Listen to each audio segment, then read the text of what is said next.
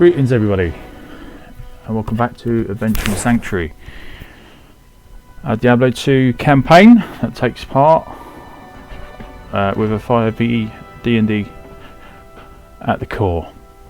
So, as you may or may not know, last week we had a little bit of a technical issue in the fact that OBS didn't want to recognise my recording equipment, and sadly we played only after the session ended, and well, you saw the results yourself. It had no audio whatsoever. It doesn't make the video unwatchable by any means. It just means you can't hear our lovely voices role playing, so sorry about that, but hopefully everything will be absolutely fine. I've done extensive tests before today, and I've also just ran a quick video test just a minute ago, and everything seems to be working. So we are going to be picking up from last session back in town. As most of you know, who follow on a regular basis, I do like to do a session recap, so I do the session notes from the previous session. Obviously they're going to be a little bit more important this time because there was no sound, so there was no way that you could actually follow on in just by listening to it. The only way I got through watching it myself was just to find some Diablo music and just listen to the music whilst that was going on. So I'll move on to this then, and then we can get straight into action because I know the party are eager to kick off. So last session, session 42, this is session 43.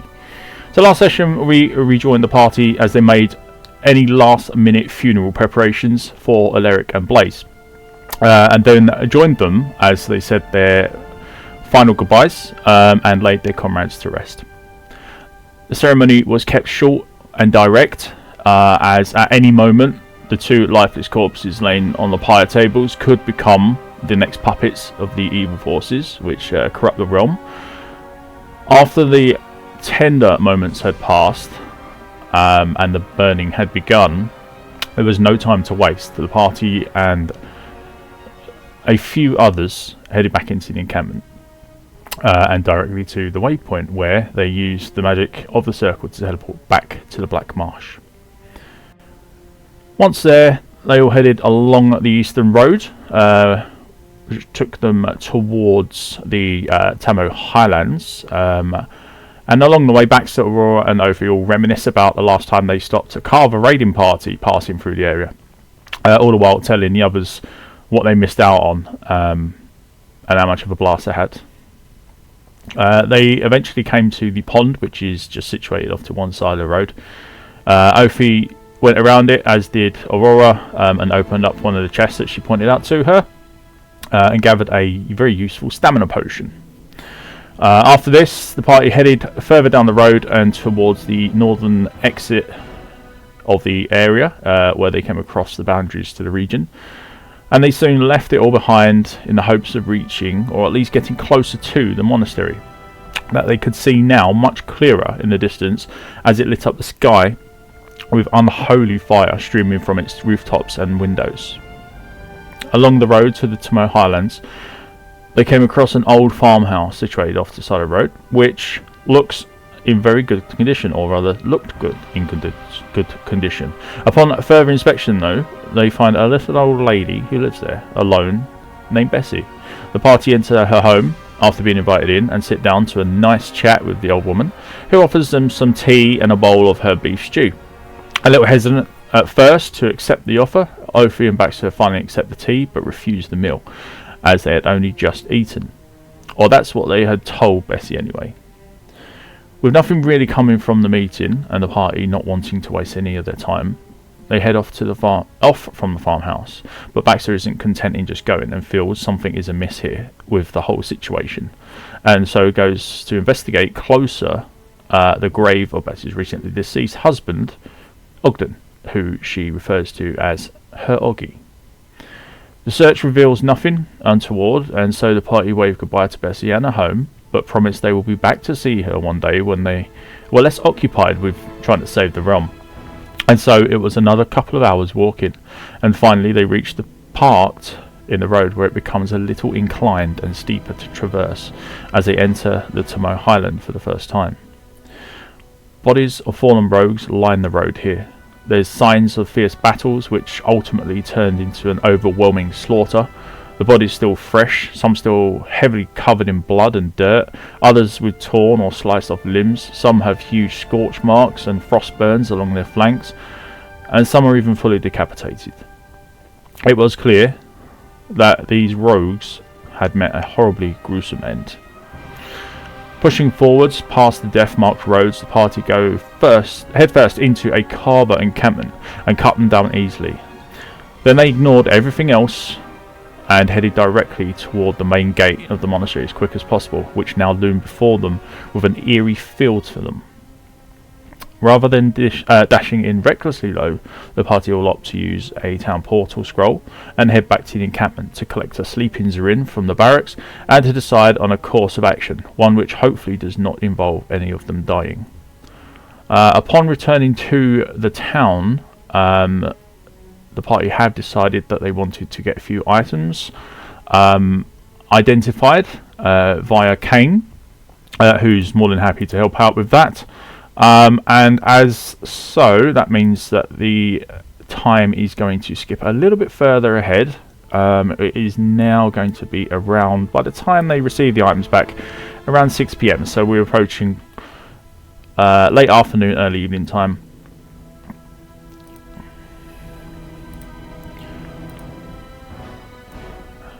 Okay.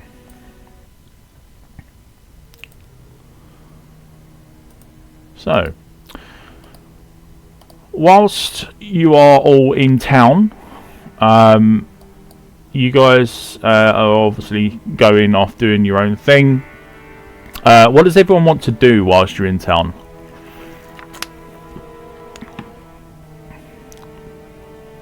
I will just finish working on, or try and finish up working on my blueprints. Yep, that's fine.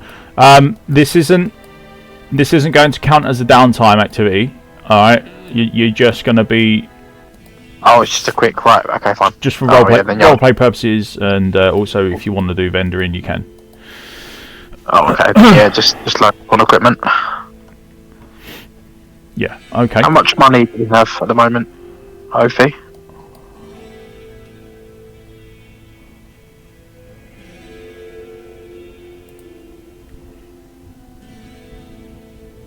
Another sample. Oh, yeah.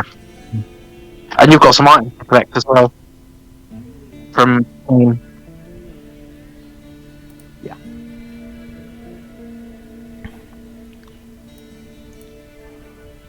Let's see.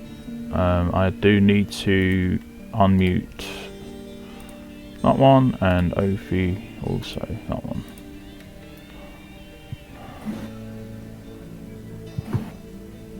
Was I not unmuted? Yeah, you are now. Can hear you. Okay, so yeah, we could do with doing some spend. Mm-hmm. I also need to add to the file. So if you can let me know what we need, what everybody's potion levels are like, and I'll start counting out the coins so we can go and buy them. If I can just slip 2 health potions, please, and the vendor onto my belt, if that's alright. Yep. So, yeah, minus 2. How much do potions cost? Is it 17? No, it's a little bit 18, I think. 18. Oh, 36 gold then for me, please, Ophi. So 2 health potions. That's for me. I'll slip them onto my belt. Oh, Yeah, 18. Okay. Anybody else? Can I get 2 health potions? Because I don't have anything other than mana. I'm drowning in mana at the minute. No, that's fine. I've got to take 2 as well.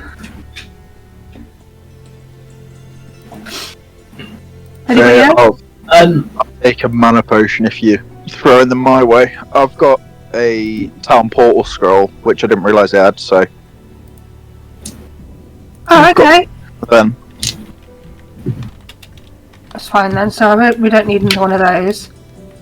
I'll buy a pack of keys.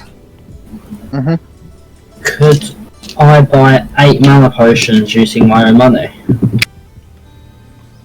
8? If you're spending them with your own money, that's fine. You don't need to do it through me. This is just for the communal pennies. Oh. How much are they? 18? 17, sorry. 17... 8. 136.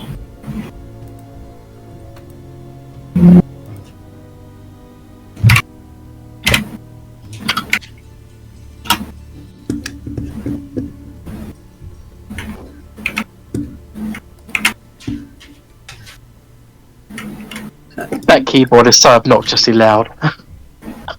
If you are the hero. Exactly.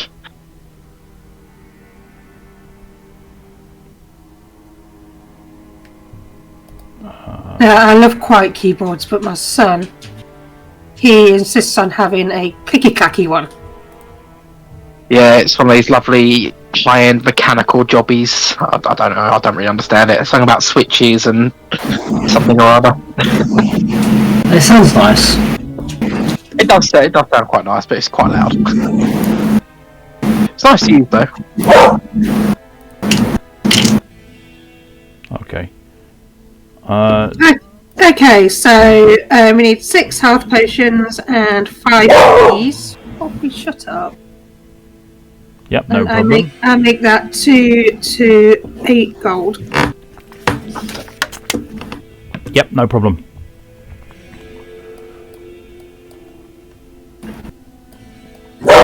So there's a couple of things. Obviously, whilst... bolts. Oh, you need bolts. I need bolts. Yeah, I'm low on bolts. Yeah, Charles, you can supply you those. No worries. Yeah. So do you need the communal pennies? Yes, please. I'll just check. See, we've got some some bolts in the stash. So I'll take a stack out. Then I'll take a stack with. okay. Yeah. So so you can get on with those, no problem. As you approach Chassis Scarlet to ask her for some bolts, she looks a little bit worried, or possibly even hopeful. You've seen this look before. You know that she wants something. She wants something. She wants something. Okay. I'll listen. Yeah. I'll be listening. Okay. One sec.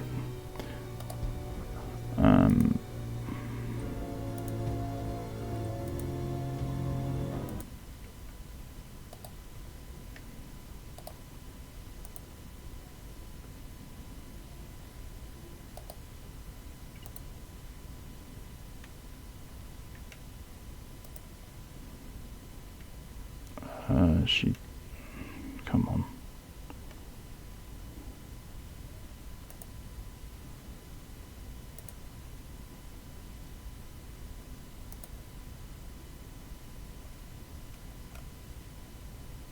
I'm not sure what's going on. 1 second. Okay, so as you approach her, she comes out with this. When I fled the monastery, I left behind the Herodric Malice, my enchanted smithing hammer. If you can retrieve it for me, I'll use its magic to strengthen your equipment.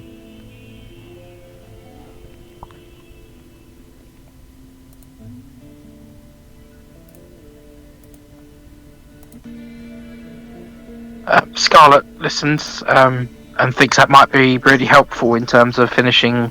I mean, Charlie's already aware that we're working on my blueprint for my crossbows, and so her enchanted smithing hammer would no doubt come in handy for finishing that blueprint. So Scarlet's quite keen to help with that.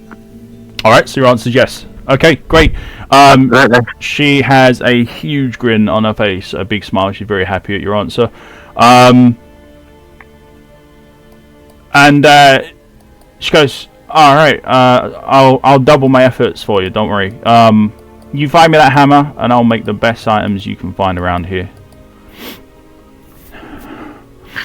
Yep, Scarlet enthusiastically nods and agrees. Okay. The other thing that happens also, while you guys are busy about the encampment, is you hear the sound of a horse's hooves and the creaking wheels of a wooden cart as they just approach the bridge and get about halfway across. Looking over, you can see that the cart is the familiar cart of Geed, and sat on the front of it, controlling the horses with the reins, is actually Geed the merchant.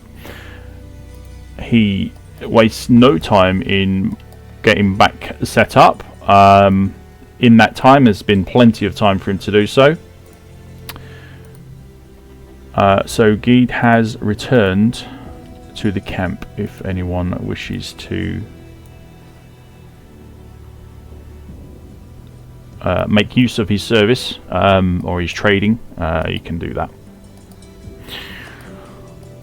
Before we head back through the portal, I'm going to resurrect Nyx. Okay, yep. So I'm going to take my feather out of my backpack, and I'm going to put it close to my amulet, and I'm going to call her forth and let her materialise next to me. Right, remember you need to have a flame of some sort. Yes, the fire in the middle of camp will be absolutely sufficient. Yeah. So here we go. So I'm going to drop the feather into the flame. Yeah. And hope that she rises for me. Yep. Just like before.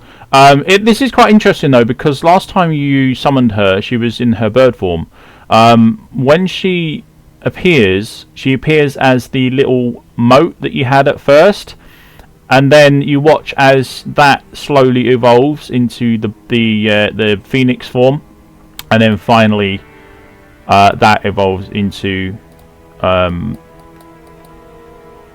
the familiar form, or the now familiar form, I should say.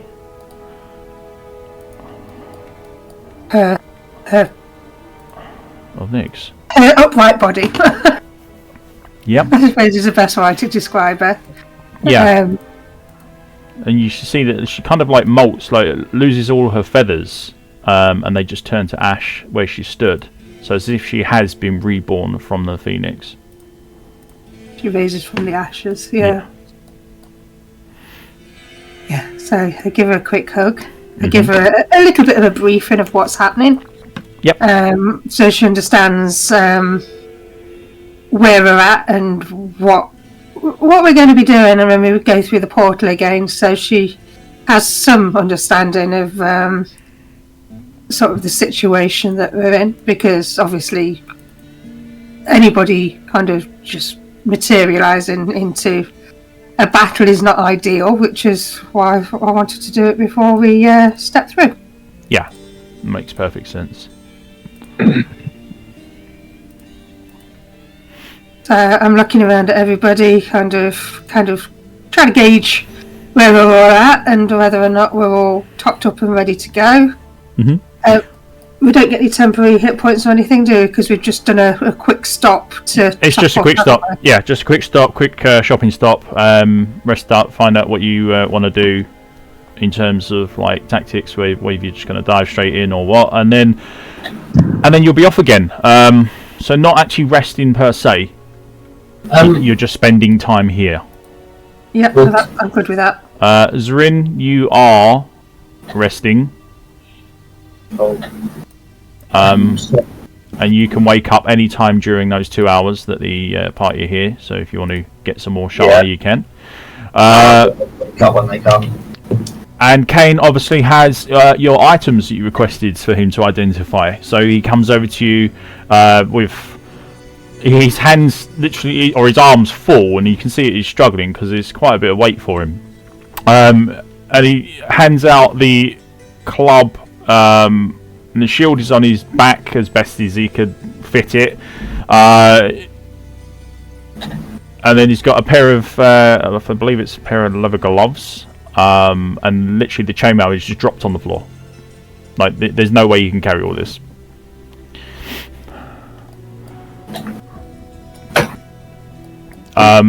And yeah, he comes over to whoever's willing to receive it. I'm guessing either Riker or Baxter, and he just says, "I've got the items that you required. Would you mind just taking these from me?" And he kind of like stumbles ahead towards you a bit. Yeah, Baxter goes to meet him and just slowly starts to unload what he's identified for us. Yep. He kind of just turns to the rest of the party holding it up, just asking if anyone wants anything specifically. No. Whilst we have this moment, I will tell you guys, if you place anything on your character sheet that gives you extra stats, you can open up your if you put it on the actual equipment list, if you open that up, it will say a little piece down the bottom which says it says equipped, used as a resource, has an attack, so you won't need any of that, but then it says prop and mods. Don't worry about prop, that just means that you're proficient in it, don't worry about it. The mods, you would put whatever modifier the weapon or armor gives you, and then that will change your number to a blue number at the top without you actually having to manually change your stat. And then all you do is make sure that the blue box is ticked with the arrow on the left next to that, so it says that it's equipped. And when you don't want it anymore, you can, or if you take it off to put something else on, you can just untick it, and then that will remove your stat back to as it was before. Brilliant. All right, so you don't have to keep manually changing your stats or anything like that. Just put it on the item itself, and it all adds up as well. So you can have multiple ones that give you multiple modifiers.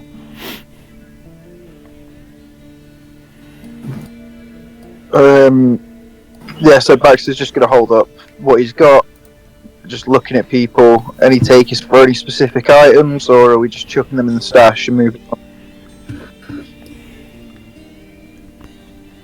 Well, I'm adding them into the stash so you can see them all in more detail, so you can let me know if you want anything.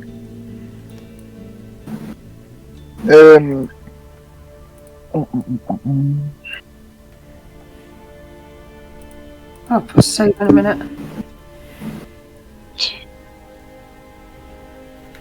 There you go.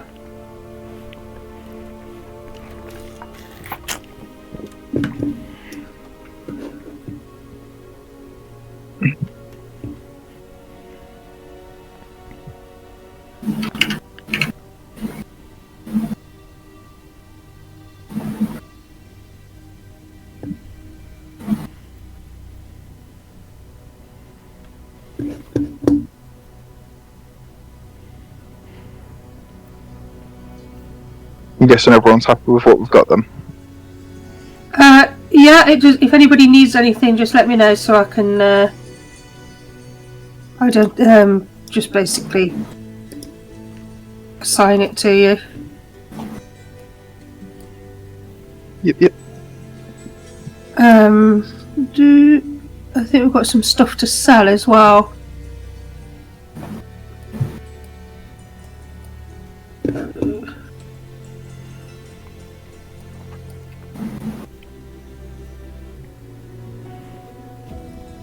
What do you need to sell, Aohi? Working it all out.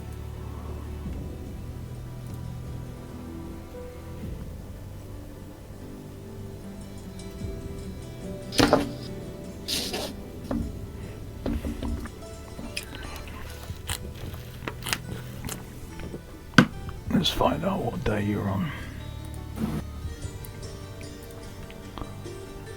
9. Alright, does anybody need crossbows?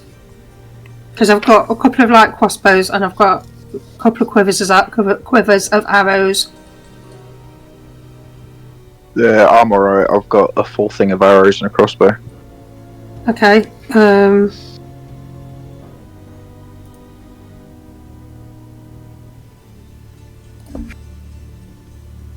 just conscious of the stash getting full. I've got a standard hand axe.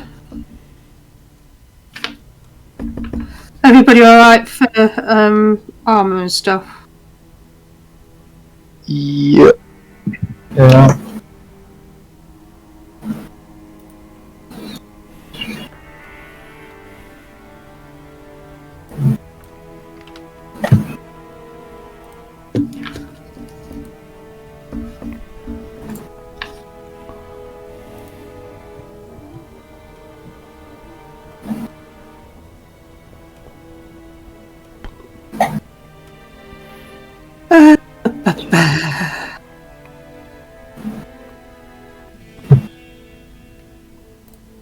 Right.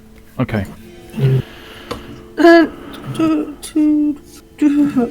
Okay. Camping. I'm just trying to price all these up. So unless you know the prices off the top of your head, anybody, that would be helpful. What have you got? I've got 2 shields, 2 light crossbows, 2 hand axes, 2 lots of boots, a short bow, and camping gear. Alright, let's do the weapons first. So you've got 2 hand axes. They sell for 5 gold each. Mm-hmm. And what else? Shield, a short bow, and 2 light crossbows. Okay. The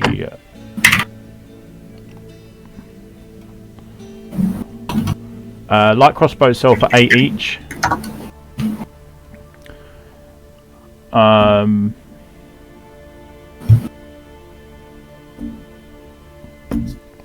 what else was it? A short bow, did you say? Yep. That's 10. I've got a spear. 48 altogether. Oh, you got a spear as well. Spears will be 15 on top of that. So 58, 63 total. And then you want shield. I've got 2 shields. 2 shields.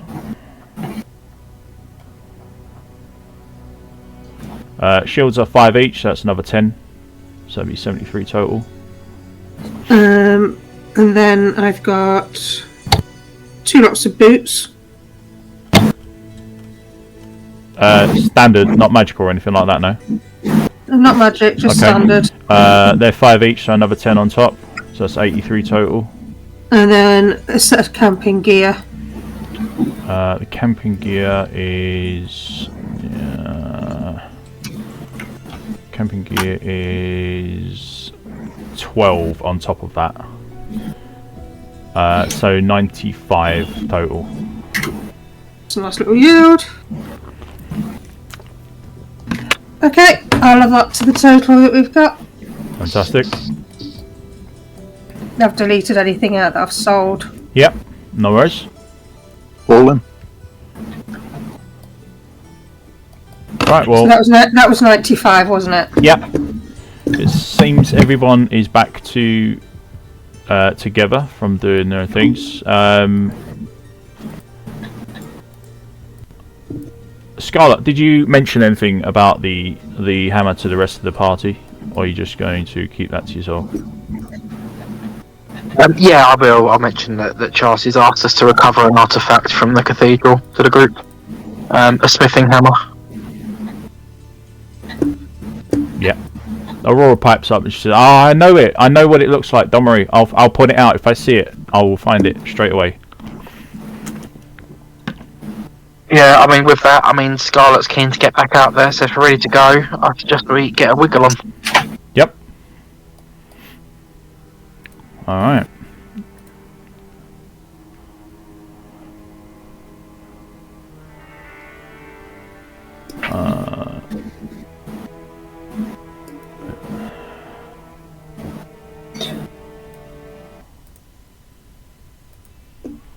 Very well.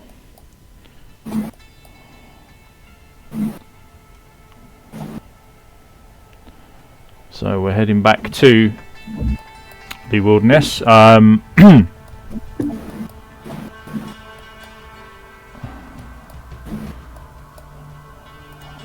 leave the portal up for now until the last person steps through. So I assume as you are eager to go, Scarlet, you'll be leading the charge, or did you create the portal? I can't. I created the portal, so I'm going to be ushering everyone. Yep. Waving my hand. Come on, move. The demons are waiting. No worries. The demons to kill. Yep.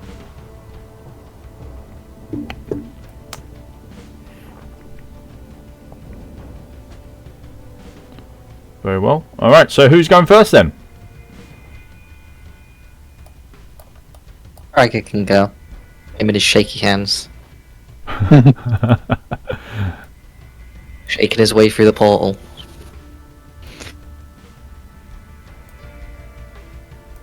Yeah. Baxter's following suit. Right, okay. This time, shaky. Okay, no worries. So we'll put you guys near the portal there. 13, 20.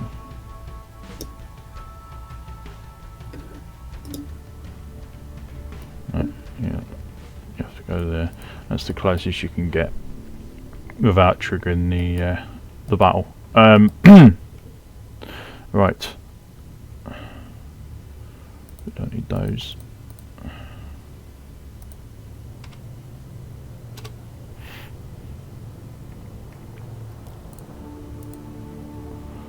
Okay, Ophi and Zarin, I need to get you your token.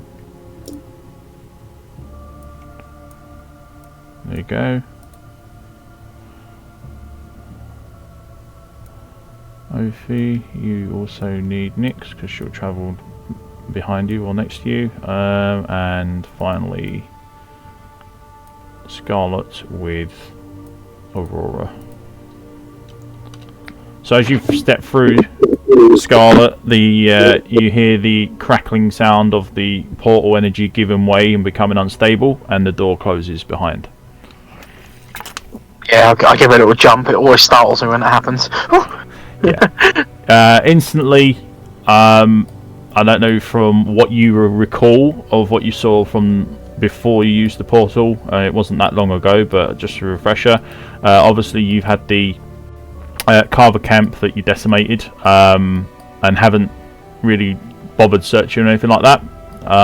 But then you've also got these skeletal robed creatures that are stood over by the monastery gate. They haven't paid any mind to you just yet. You guys are just ever so slightly out of their vision. However,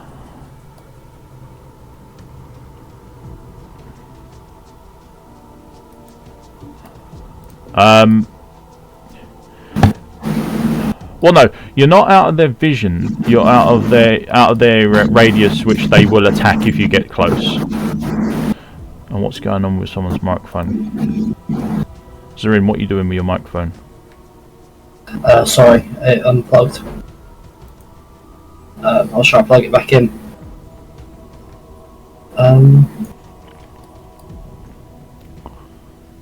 I'll just follow the others. So that's the situation at the moment. Now,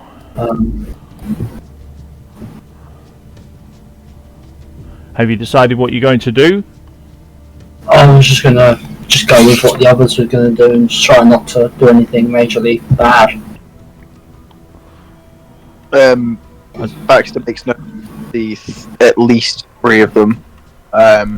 Noting that there are 2 on the right hand side and then 1 in the kind of top area.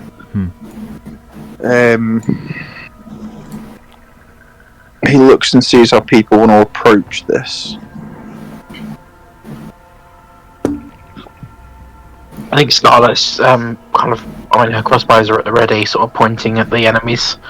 But she's assessing whether it's worth. I think she's trying to work out whether it's worth trying to duck and dive for that cover there, or whether she might get spotted on the way.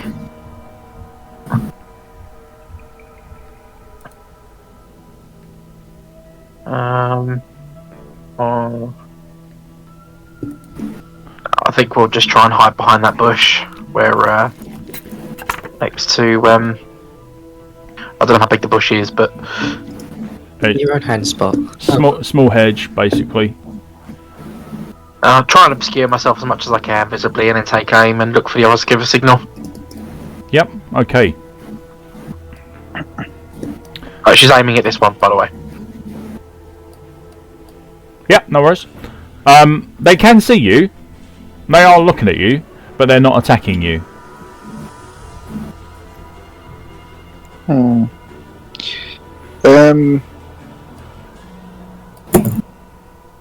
Give a friendly wave. Baxter's going to just slowly approach, not getting too close, but advancing upwards just so we can get a better picture of what he's dealing with. Right. Okay.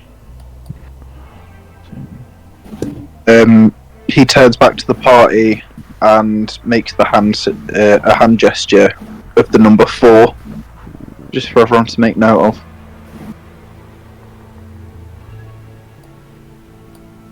I can't count, so joke's on you. Damn.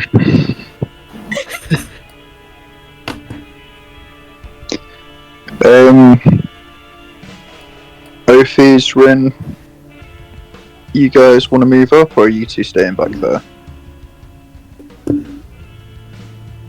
I might have to run in, aren't I? Come on, Damn it. Pink. I'll go behind Scarlet.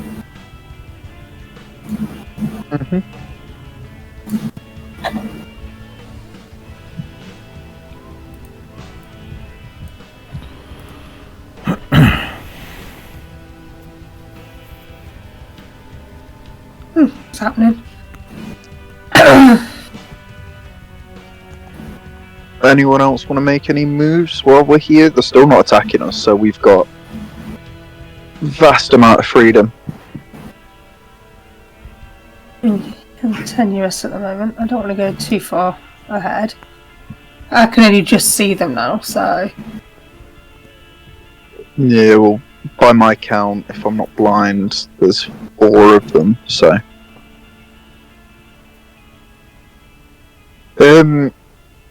Baxter's just gonna carefully walk around, trying to watch for any facial expressions as he just moves closer and closer to that rock. Mm-hmm.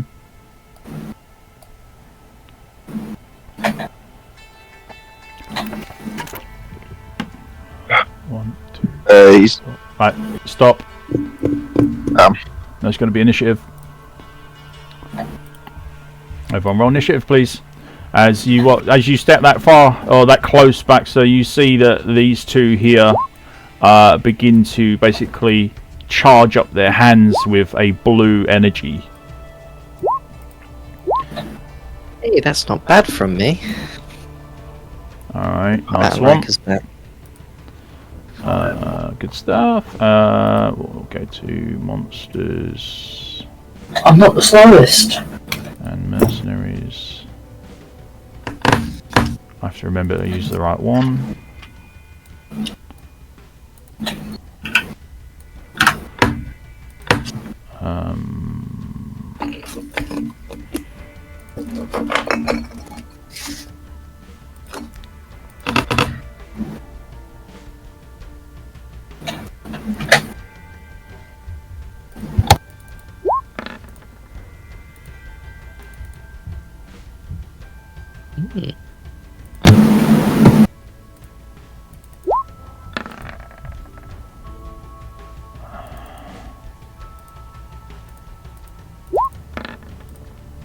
Okay, last one.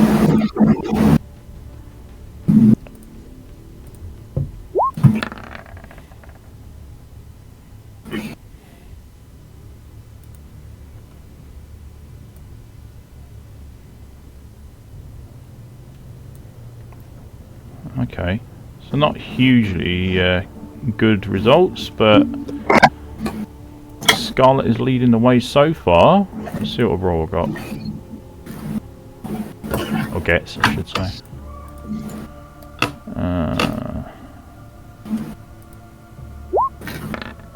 Dear oh dear. Okay. Got a hat trick of 5s. Yep. Interesting. Okay, low rolls to start off the game. Let's see if they're going to continue. So Scarlet, you have the upper hand here. They have noticed you, so you aren't obviously hidden, but they didn't show any sign of aggression until Baxter moved closer. So you don't have any hidden attacker going on here. Okie dokie. Well, I guess I'll just get to it. I'm just thinking, my bows aren't particularly effective against skeletons. Yeah, you could say that. So I'm not sure how good I'm going to be with this. So I'm gonna fire. I'm not going to do a powerful shot. I just want to see how it reacts. I'm going to shoot a normal shot, but I will enchant it with fire arrow. Yep, no problem. I'll do a level 2 fire arrow, so that'll cost me 6 mana. Yep. No problem. She lets fly an arrow. Very well. So, a 25, you're definitely going to strike them. I certainly hope so. Let's see. Yeah, the numbers there are what I hit for. No extras, so... Okay. You're doing fire, so that becomes 6. Piercing. Okay, that's not too bad.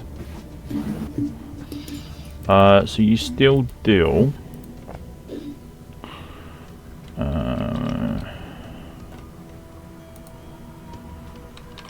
Nope. Let's try that again. -3.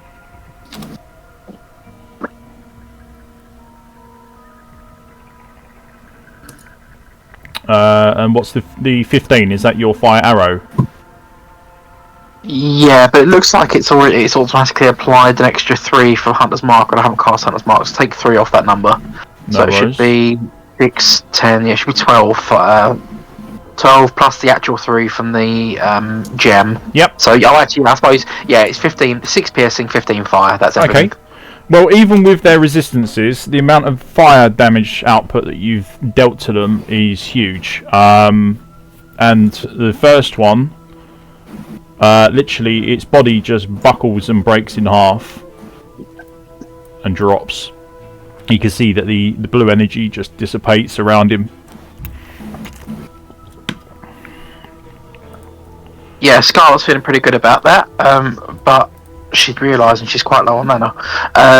I'll take a shot at the next one, but I can only do a level 1 fire arrow with my offhand against the one there. Yep. That I can see next to the flames. Yep, so this is a level 1 enchanted fire arrow. Non-powerful shot. So that's a dirty 20 to hit. Yeah, that's going to be a hit. Or 1 piercing. Only one of those dice counts. So 1 piercing, 7 fire, 3 lightning. Okay. Lightning.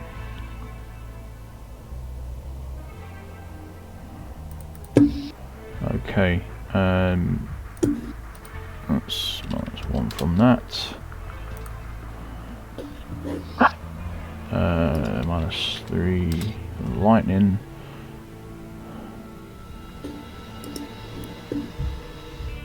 And 7 fire, did you say? Yeah. Yeah. Okay. So as you manage to strike again with your bolt, the fire kicking in and dealing severe damage, it's not quite as much and you would know this, and it manages to right itself once it takes the hit. Doesn't go down like the other one did.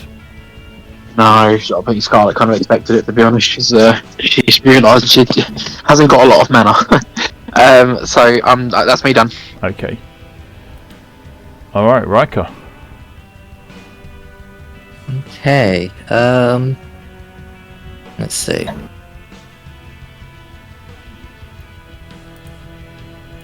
They don't seem like the strongest enemies in the world. I'm just gonna start running up to them. Yeah. 5, 10.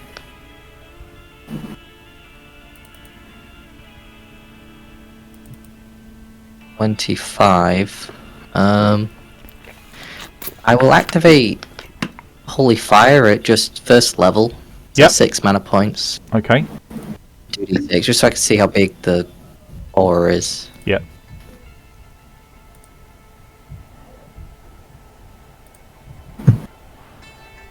So it should be 1, 2, 3. Yeah, that's fine. That's 25, so I can step here.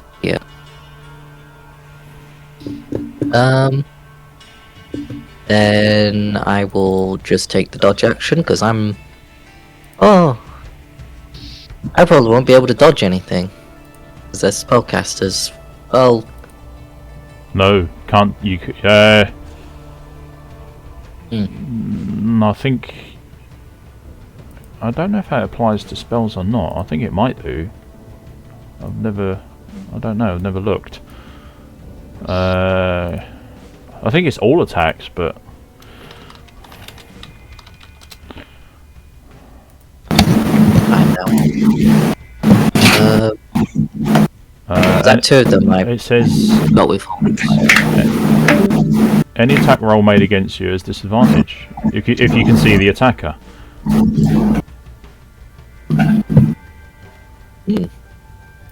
So yeah, I would say yes. It would mean that they would have disadvantage against you if they have spells that are to hit spells.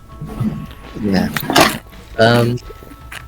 I'll still take the dodge action then. How many of them are in the aura? Is it just 2? See a tiny bit of it on the other tile, but I don't know actually. It's just a tiny. Let's see.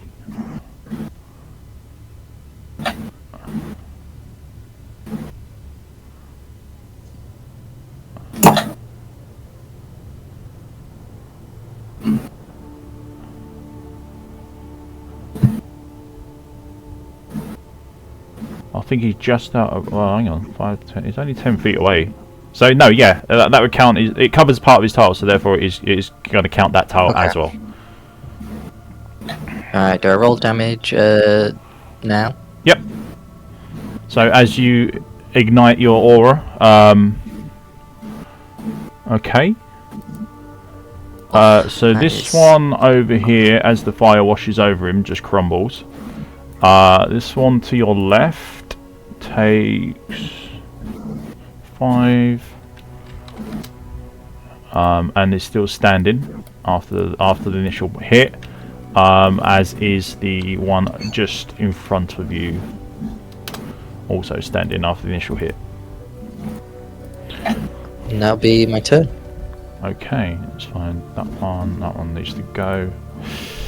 Okay, so next one up is actually going to be the one that got hit last, and he's going to obviously focus on you.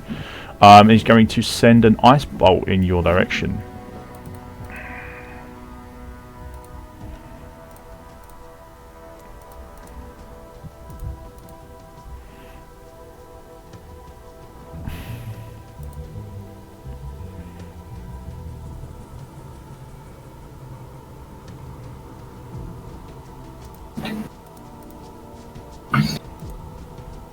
Disadvantage.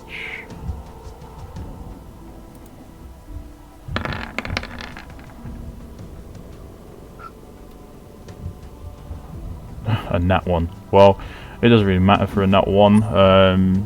So The spell is going to deal nothing because he resisted anyway. So he resisted damage that it would have dealt, but never mind. So that actually saved your ass a little bit by dodging around and trying to avoid the spell that's incoming. I think he's going to move a little bit further away.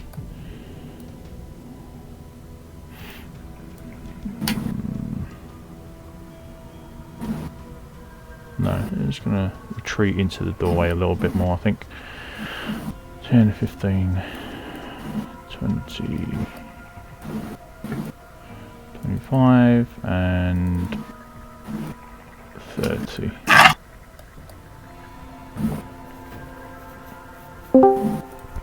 Okay. That's all he can do.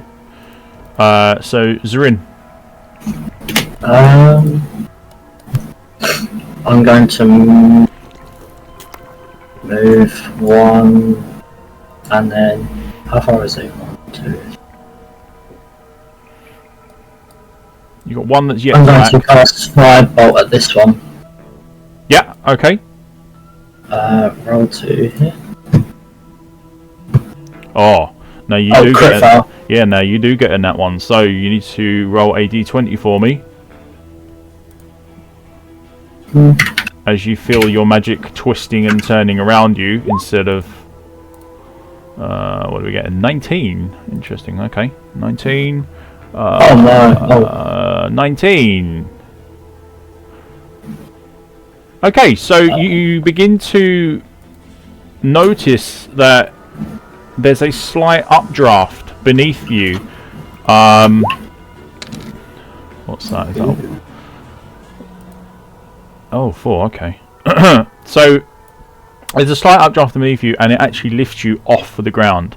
It's not hugely forceful and doesn't cause you any form of damage. But what you do start doing is you basically start to hover on the spot where you are. Now, you can't actually move whilst you are like this, but what you can do is avoid any ground effects, such as like difficult terrains and so on. If anyone casts anything below your feet, it's not going to affect you. Also, any earth damage spells, which some things will have, will not affect you. Cool. So you've got, for the next 4 turns, you are basically hovering on the spot. I am a tower. Oh, that was my action to cast the spell. Yep.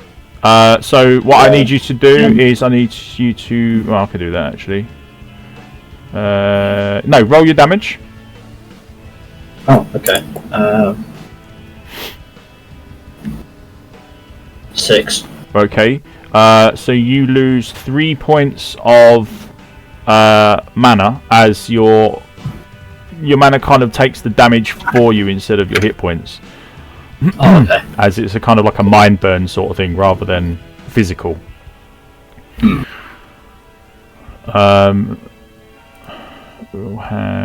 get a little indicator for you. There you go. You're hovering.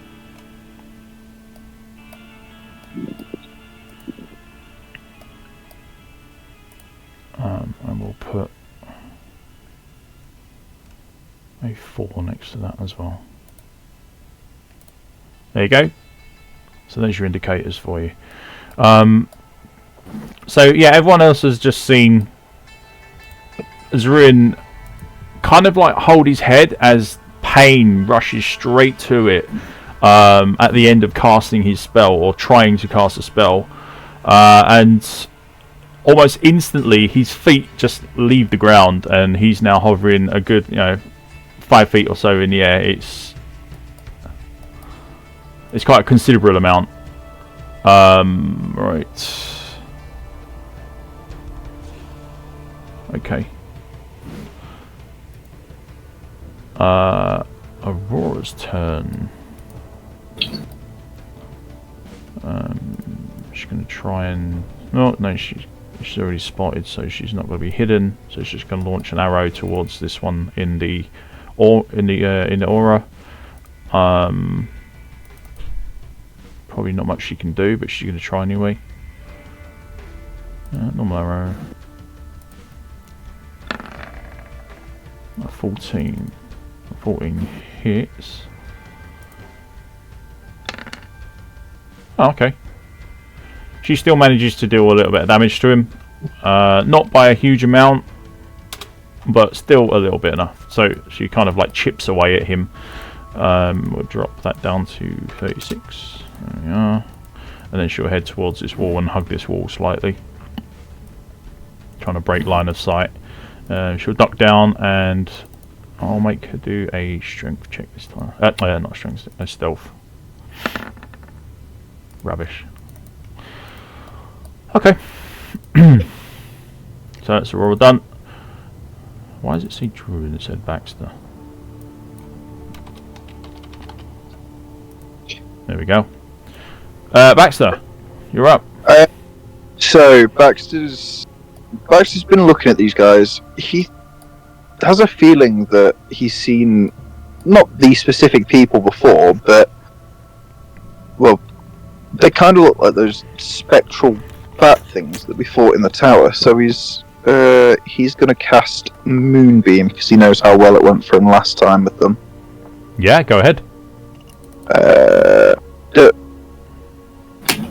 It's going to be the one inside of Riker's flame circles. I can't see where the other one's gotten to. Not a problem. Yeah, the other one has kind of dashed out the way because of being hit by this fire. He doesn't like it. Okay, so I need to make a DC 13 save. Yeah. Con, okay.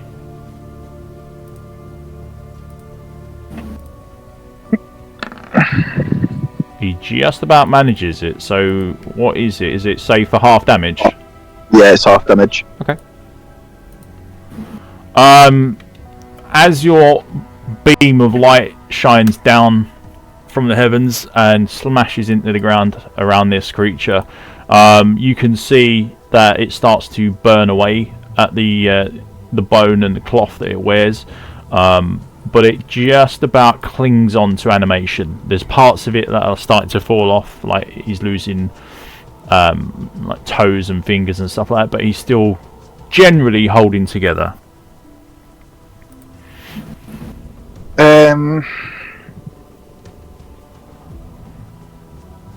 Baxter's gonna move up closer. She's gonna stop there at Riker. Can I take a swing at him with my bonus action or not? I can't remember. Yeah, of course you can. Well, yeah, no, Baxter's just gonna take his two-handed axe then and just... Oh, if you got a two-handed axe, no, you can't. If it's if it's a one hand, you can. If you use it in your offhand, yes, you can use it. Okay, he'll use his short sword instead then. Right, okay, so it'll be a short sword attack in offhand. Yep. There we go. 14. Yep, that hits. What's your damage? You know what? It doesn't matter. He's dead. Well, You cool. only have one life left anyway. Yeah, Goes so down. Baxter just slashes his short sword across his midsection, making sure to just carve through his ribcage. Yep. As you do so, you see like almost like a cloud, almost like a mist, just come from his body, like a very cold feeling along your blade, and you can see that the blade has now got slight bits of ice that have built up around the edge. Ooh, that's new. And then, yeah, that's me done for my turn. Okay, Ophi. There's one remaining, but he's a little bit further away, out of sight. Okay, I'm going to... okay, I'm going to find him then.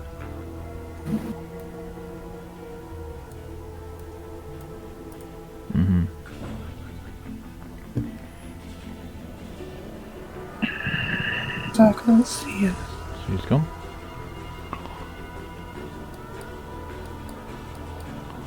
how far away out of sight, and I'm probably heading in the wrong direction in my look.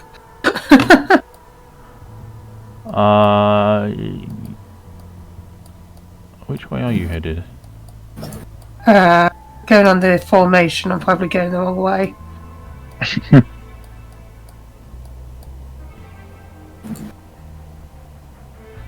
Okay.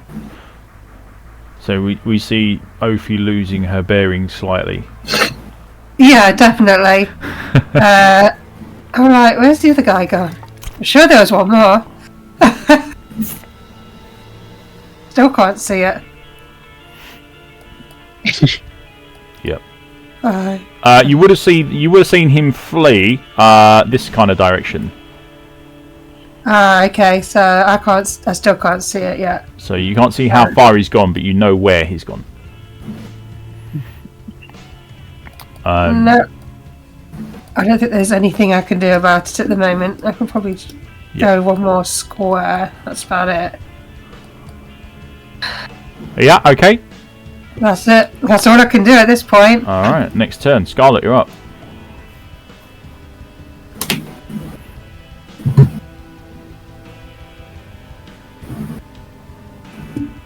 Scarlet said she was just going to follow Ophi and then attack or dodge.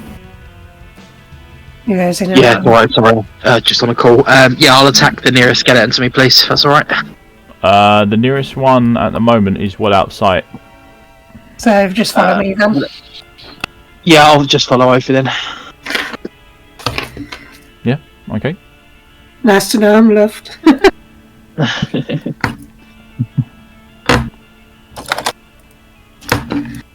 And I'll reload my crossbow too. Yep, no worries. So move and reload, That's that's me. fine. Yep. Riker, you're up. Did you say they were going through the big gate? Is that where they ran? Yeah, they literally fled through this gateway. Alright, let's walk it down. Let's just keep going until we find something. 10, 15.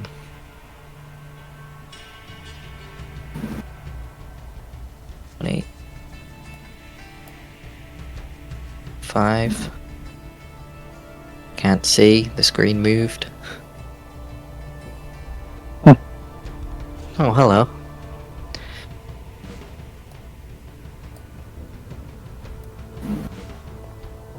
They're within range. I'll keep my aura up just for this moment. Yeah. Would I be able to deal the damage to them? No, because it's at the start of your turn. Or is that... It's before you do any actions. I guess. So you can walk up to him and try and smack him. Or you can stay 10 feet away and just keep him in that aura. So I go one further to get in range. Mm-hmm. I don't think I'll hit them. I'll just stand there and dodge. It just like intimidation, you know. Just someone walks up to you and then doesn't do anything. Yeah. Just staring them down. Very nice. Like, yeah, go do something. Okay. Yeah. All right. Well, that's going to be a problem for him. So he's going to try to back up, which gives you a chance to hit him. Yep.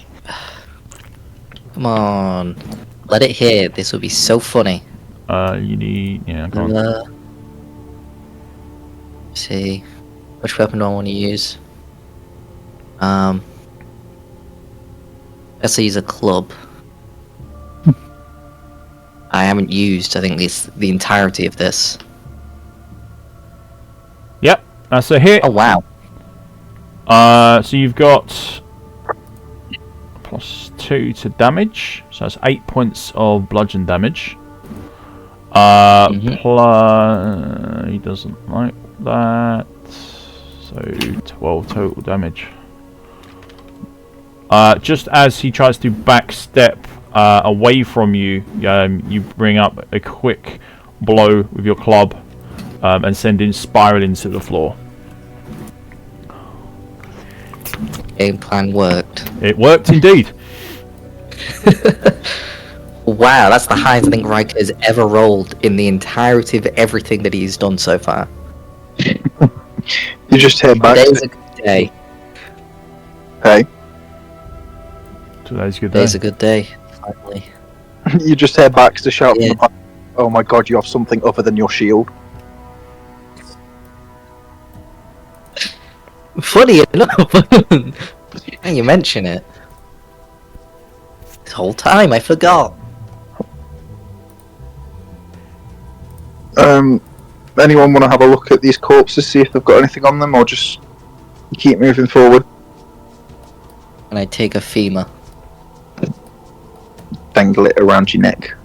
Yeah, you can if you want to. I need a trophy. This is this is the best Riker's done. Need something to remember this by. I take a skeletal hand. Yeah. No, take a section of body that you hit so you can see the clear indentation of your club. Show it off to people. Go, look, this is where I hit him. You don't make an amulet of skeleton fingers, then? Oh, that's a great idea. You know what? I'm just not taking skeleton fingers. I'm just gonna pick up a few of them. Just, What am I? Yeah. just snap them off Just one by remember one. this one. Yeah. Very Alright, nice. there's one. Okay, what kind of paladin is this person? I don't know. Anyway, Just to remember it. yeah, short and sweet. There's no real threat here. Easily dealt with. The road forward, obviously through the gate, leads towards the monastery. So, well, the outer cloister of the monastery.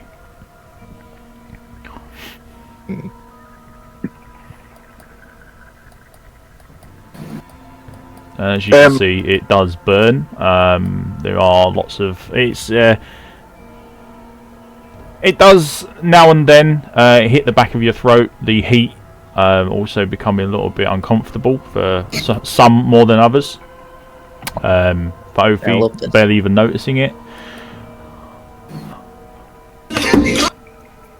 Other than the various bodily parts, is there anything like physical for us to pick up, or is it all just more or less rags and clothes? For that, you would have to do a full-on search. Oh yeah, I forgot about that part. Right, anyone bothered about searching, or is it just me? Probably just you. I'm collecting fingers. Yeah, that's fine, I'll leave them be then. I'll snap a few fingies off on my way.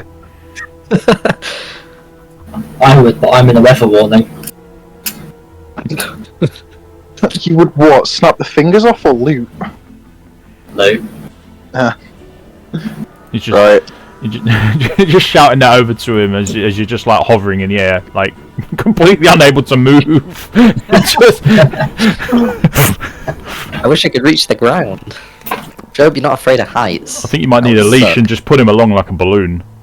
I was gonna say, Just don't let go and That's the fly way away. to win. can we snap off an arm and make him hold on to it so that then we can just drag him along? Get Ophi to do a wind blast or whatever it is. Just blow him through. Propel myself. Yeah. A weird funny party balloon, I'll be honest. Hey, this isn't my order. Alright. Don't send me Stasis. back. As we're out of combat, might as well move Aurora up. She's going to focus on this direction. But she's kind of torn at the moment. Her attention is obviously towards her old home, and this is where she's from. So there's a lot of mixed emotion for her at the moment, especially as she never got to get back here with her sister. And a lot of the rogues have obviously been killed by the demons that invaded, and this is their main goal. This is what they want to do. They want to get back here and clear it out. So she's the first person to actually return, or safely return, to the monastery in about a week, or maybe just over a week. And it's not what it used to be.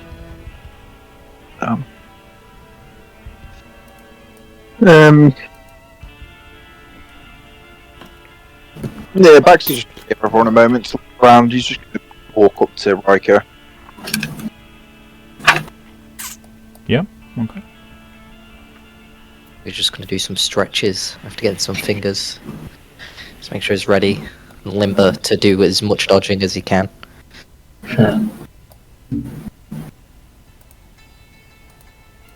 Perhaps I just see playing with like dismembered fingers. They're just bones, you know. They're already dead. Don't matter. It's okay. All right, this is perfectly fine. I'm looking very concerned at Scarlet at the moment because I know she has a fear of fire now after the tower. That's correct. And obviously I don't because I pretty much flow with fire. Yeah. So I'm wondering if she wants to be escorted through the flames. So I'm kind of pausing and waiting and seeing what she's thinking as the others are starting to walk towards the flames. Yeah. She's anxious, but she's letting you lead her, Ophi. Okay, It's up to the end if you want to save for it or not. Yeah, that's fine. Yeah, I was going to say, as you step through the threshold, the gate, I am going to need you to make a save against this fire here that's burning. Alright, 2 seconds. I'll do that now. Because you're going to be like within 10 feet of it. Yeah, 1 second, I'll do it. Wisdom save, yeah? With save, yeah. Close my eyes, think happy thoughts, think happy thoughts, think happy thoughts. It's in your head, it's in your head. So you are being led by Ophi. Yeah, keep it. Ophi, you notice that the way that Scarlet normally is suddenly shifts, and she starts to shake to a point of like complete and utter nervousness. Scarlet, once you get into combat, you will be at disadvantage for your first attack, or for the first round. Yeah, no problem. As that fear subsides. But you do manage to walk through the gate, being led by Ophi, but Ophi, you can clearly feel that something has changed in the way that Scarlet is acting. And being as you were there and you kind of understand what she's gone through, well, you know full well what she's gone through, you know that this is a reaction to being so close to the fire. The hellfire once again. I don't know if Scarlet's able to move herself or whether somebody... She's still moving. She's still moving, but her body is kind of like stiffened up a bit. It's like trying to push a trolley that's got a bit of a dodgy wheel on it. So you can still move it, but it's really, really difficult. It's the same thing for Scarlet. You're trying to push her forward slightly or trying to like encourage her, but it's now gone from just a brisk walk through to kind of like, oh, I don't really want to go, but I'm going anyway. To a stumble. Yeah, pretty much.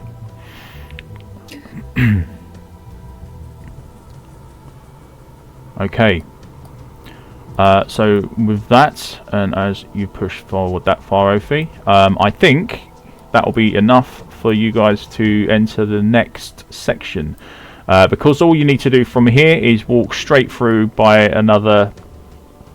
You got like what I would call like a garden, or kind of like a garden-y like area, and in front of you, along the path leads into what is the outer cloister of the monastery. So that is kind of like gardens area as well, but it's also got another gatehouse in front of it.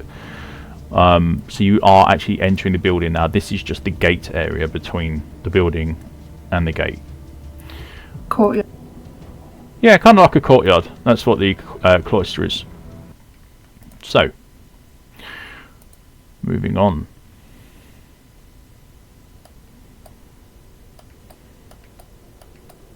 I'm going to drop the turn order for now because we don't need that. Get rid of my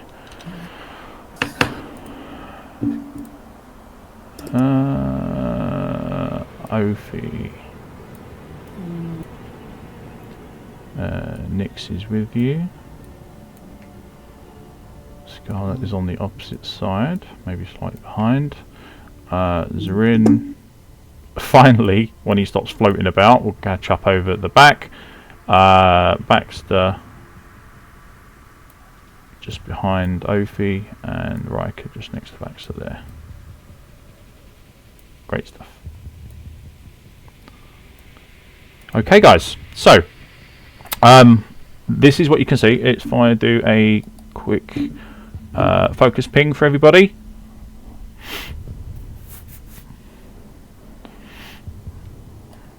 So you can see whereabouts you are.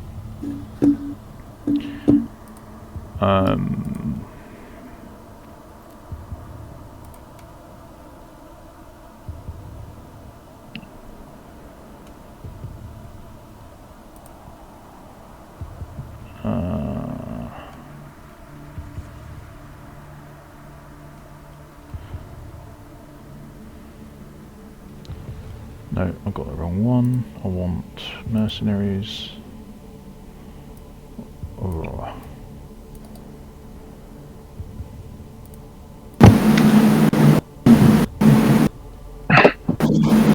Alright, everyone's gone silent. What are you doing? Looking for the map. Bottom left corner. And upwards. Yeah. If everyone's here, Baxter's just gonna take charge and just carry on forwards. Okay. He feels like so. He's not wasting any more time. Yep. I mean, this is a big moment. This is the moment that you guys have come, that you've tried to reach for the past, well over like 9 days, basically. So this is a huge thing, and one that should be recognised, I think. You can see that the damage is extensive.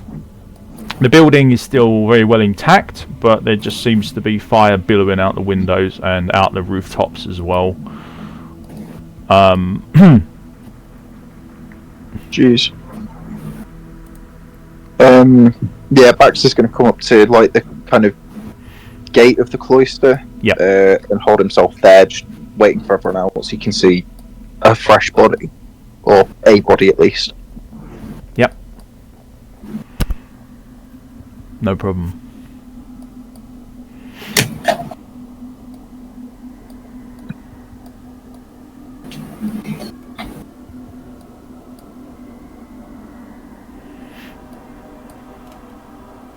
Just move the map so I can see.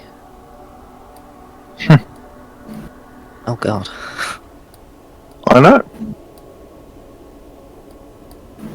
Looks like an interesting place. Have a good holiday here.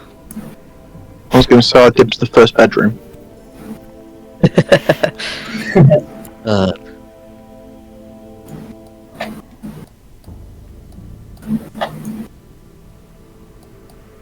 How many bedrooms do you reckon it's got?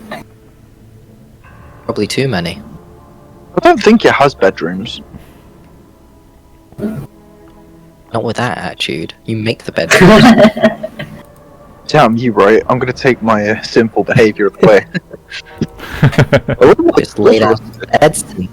I mean, any room can be a bedroom if you put a bed in it. It's got good heating as well. Ah, yes. That's the nice thing. Right. An open fire for everybody. Several. I was going to say an open fire. Got a lot of open fires actually, yeah. If I commit arson and try and pass it off as open fire, it won't stand in court. You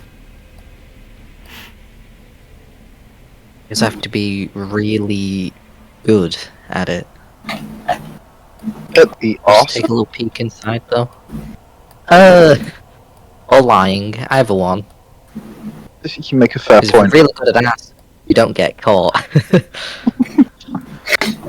When we're seeing Aurora and Scarlet. She's slowly making her way up behind you, that's all. She's looking around at the sheer destruction of her home. and can't believe that this is what she's coming back to. Wait, she lived here? Yeah, all the rogues lived here. So that proves the theory of it's got at least one bedroom. Yeah, they're just all bundled in the same room. Right. It was just a broom closet off to the side. Over 200 women in one room, yeah.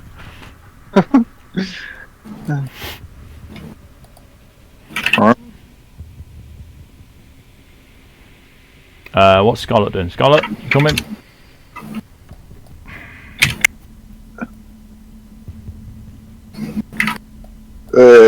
Yeah, Scarlet will follow. She's just following along. Okay. I mean, she's feeling quite anxious about all the fire, to be honest. She's a bit shaken up. Yeah. I understand that. Ophi, do you want to keep Scarlet with you? Within like 5 feet or so, or 10 feet of you at any one time? Yeah, I think that's ideal. Yeah. As you are kind of like ushering her through, aren't you? So. Yeah. Okay. We'll do that then. I mean, we both went through that death experience together, so Yeah. it makes sense. Yeah. Aurora dashes to the front and just runs through.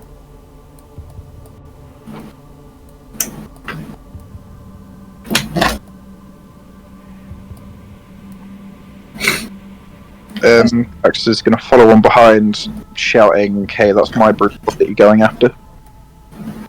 You really want the bedroom. Oh, the bedroom. She's already got her own. Excited to sleep. Oh dear, this doesn't look very happy or hygienic. Frankie's gonna follow, because She why just, not? Just looks at you and just smirks at you. Baxter. All of a sudden, I've got shivers going down my back. I wonder why. The deadly assassin smiles at me. Let's have a look. Scarlet. So this is like a Darth Vader incident where he killed all the younglings. Oh my god, I hope so. I mean, what a horrible thing to say. You are unbelievable. But you don't know what's happened here. All you know is the very basic information that's been shared, and that is that the demons have invaded from the centre of the monastery and broke all the way through, killing everything that they came across and that they could, while others stayed and fought. A lot fled. The rogue company that you guys managed to meet up with, or that you were able to find, is only a small portion of all of them that have survived, and they're now scattered. They managed to make the encampment and are now staging some sort of fight back, but the rest of them are probably going to continue fleeing and will try to find safety in further outreaches, maybe even in different realms.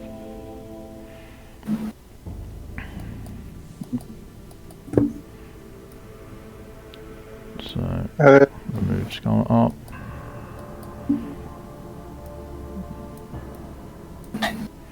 So Robert's just looking around and taking it all in. The scene is pretty grim.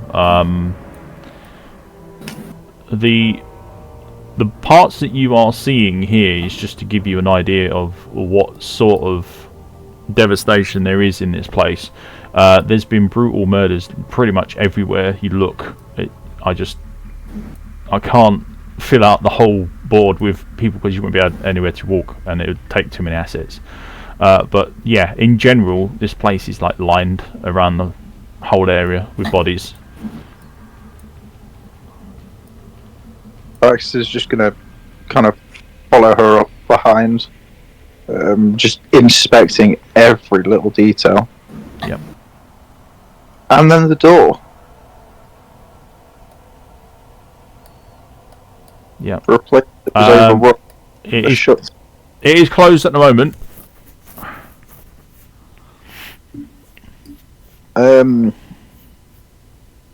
Yeah, Baxter's just going to ponder the question to Aurora, saying, does this door shut, like, by itself, or does it have to be manually shut to close?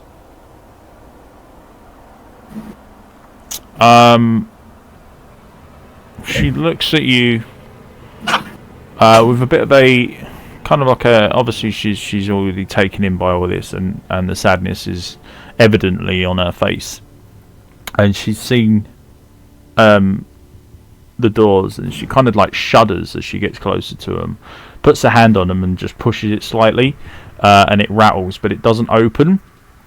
And she said, "This one, I remember shutting this one myself. As we ran for our lives, we tried shutting anything we could possibly behind us to try and slow down the advancement. But, I mean, as you can see, they were just too fast." Jesus. Well, are we all ready for whatever's behind that door? Probably not. Bring it on. You'll make fair points. Upwards and upwards. Okay. The Baxter's just gonna kind of chill aside, just Yep. kind of Alright. inspect Aurora's face, just see how Yep. worried she looks, because obviously she knows what's behind this thing. Well, Whereas we're going she knows blue. what she knows what she was running from. It's been 9 days. Anything could be behind this. But obviously you're not going to know unless you try to find out. So, with that in mind, I'll take that. And you swing the doors open.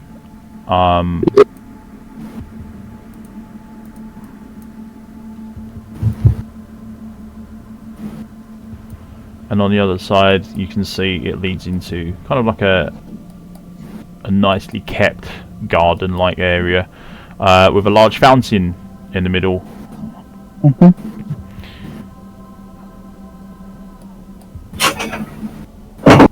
Yeah, Baxter's going to walk kind of to the outskirts of the garden.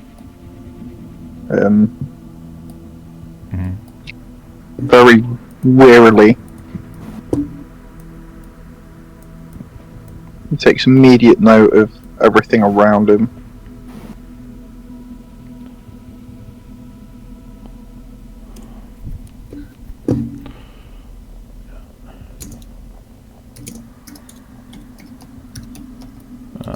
Rushes over to this pillar here and kneels down and checks the body, the first one, the closest one to her, and she checks the wrist, and on the wrist of this rogue is what you can only assume would be like a friendship bracelet that's been made out of rope. So it's like twisted coloured rope, and she has it on her wrist still. And Aurora notices it straight away, and she kneels down, and you can just see that the grief is starting to really grab hold of her now, as she recognises this one, and she's like, "Oh no, I thought you escaped." And she takes the bracelet off of her and pockets it. Closes her eyes with her free hand, and just stands up again. Says, "This has to stop. We have to fix this."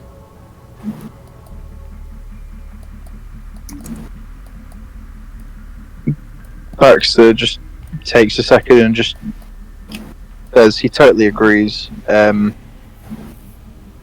Something needs to be done about all of this, so let's take a minute to look around and make a plan from there. Takes note of something to the right hand side of the fountain. Yeah. Is that a waypoint I see there? That is. Very useful. and it's intact as well. So any one of you could activate it by stepping into it. Takers. Any takers? Oh, now you're putting me on the spot. Yeah, Baxter's gonna throw the caution to the wind. He's gonna slowly approach it, firmly place both of his feet over the edge. Oh right, okay. Yeah. As you do this, do you remember the orb that's on your arm that is actually your inventory? Oh yeah. That actually starts to glow. The bright blueness also reacts to the stone that you're on, and that also starts to glow, and energy starts to crackle and dart about the circle motions, and you can see that the waypoint is now active. It does no harm to you stepping on that. It's just like having it's not like lightning energy or anything like that. It's just like lights in a way. Baxter steps off and wipes his brow and says, "I didn't get to say my final words. Thank God for that." He makes note of the two doors that he's been able to see, one at the top of the courtyard and one to the left. Where does everyone want to go? Do we keep going straight on, or do you want to take the left?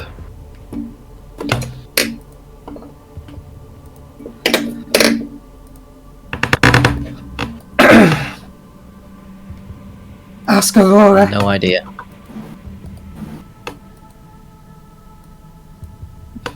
Aurora will know best. Yeah, but at the same time, depending on where they lead to, the better places that they lead to, the chance of more demonic presence there may be, so...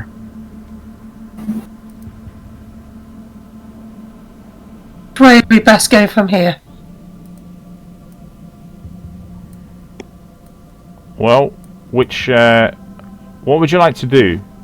Do you want to go through to the heart of this place, or do you want to have a look around first? Try and find a different way. Flip a coin. I'll decide. Baxter's going to say, let's look for a secondary way around the place. If we can get like an advantage for anything that might be here by not taking the main door, it makes more sense to do that. We can get the surprise advantage. Sounds logic. Anyone opposed to that? Opposed to it still? All in favour say aye. Aye. Alright, so then we're not going to take the door in front. So we're going to take one of the side ones. Which ones do you want to go through first?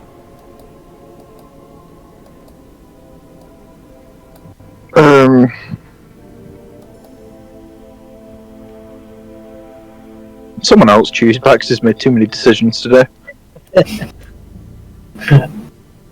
Riker can barely comprehend there's two.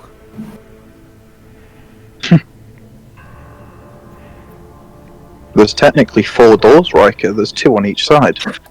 There's what? I can't count that high. Being the majority of the party's over to the left-hand side, it would just make more sense to walk that way, right, guys? You're going to go for this door? Yeah, I was going to say left door because it's the only door I can actually see. I can't see the other doors.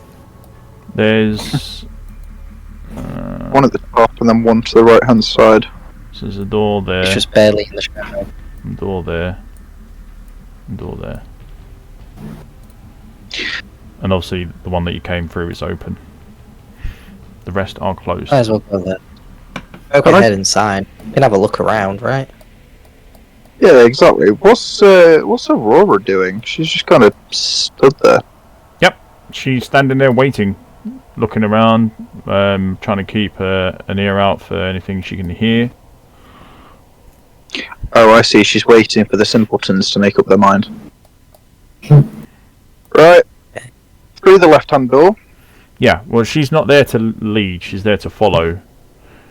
Got you. Oh. Me and Riker became one. There we go.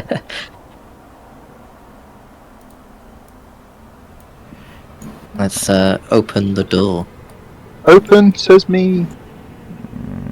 So Riker does. He doesn't think to just push it. Okay. This'll work, surely.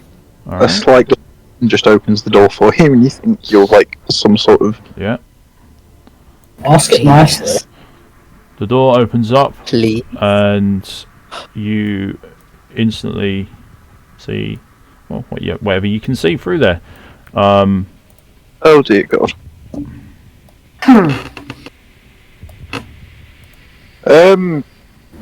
Let's be careful. I have a bad feeling of what could be in this courtyard.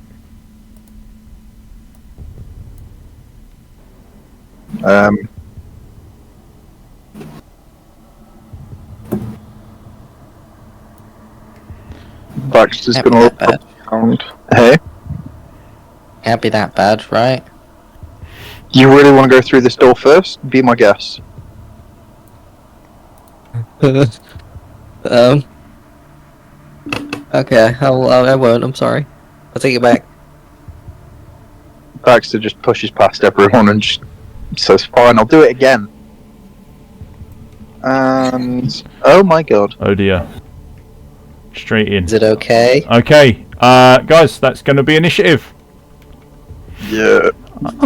New initiative rolls, please. As you Again. bash through the door, and you can see straight away that there is a large fur-covered creature with huge hands dripping with blood, his nails with little bits of flesh inside them. He's also got blood dripping from his mouth, where he's got some fangs that you can see.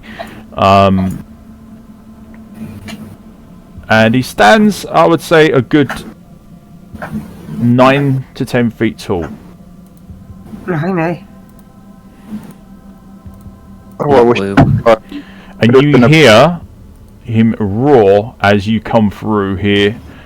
You also hear one come from this direction as well. I leave you alone for 5 bloody minutes and you get yourself into a bloody boss fight! I'm gonna call it Snowflake. Bessie, it's Bessie after she missed There's the... two. You should call it Bone Breaker. Yeah, let's name them separately. Bone and Breaker. Yeah, that's exactly what they're going to do to you. Oh yeah, bro. One of them's gonna bite us. Seriously. This could really just be a battle of the furries. Just shut the door. Yeah, Yeah, well, but- Wow, that's bad. that's not going to work. Damn. Are you telling Try your me, hardest. telling me that By all means, if you want to use your action to leave and shut the door, because you already opened it this turn, so if you want to use your action to do that, you can. No, that would be terrible. dirty are these doors on a scale of 1 to 10? No. Yeah, okay. You'll find out soon. I want to feed the Yeah, I demon. feel that they're just gonna burst through and kick our asses anyway, so I might as well stand my ground and use said action to piss my pants or something. Really finding it brown trouser time there. Brown trousers time, yeah. Mayhaps. Very well. Okay. So turn order then. What's everyone roll? No. Like, literally one off of tripping over myself. Wonderful. Aurora needs to roll hers.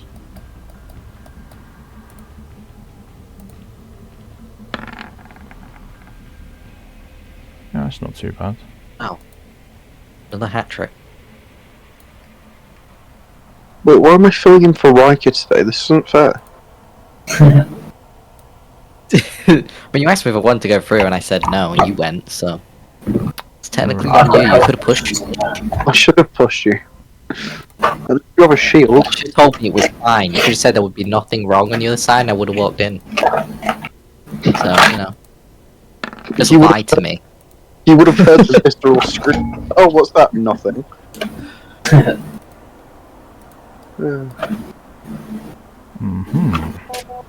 I'm very worried. Interesting. Okay, so Oh no. they're going first. Well, one of them is going first. The other one is slightly slow on the go, but this one sees you coming through and smashes his way through these, literally like they're not even there, breaks them in half as he barrels through these flowers, past the statue, and then over towards you.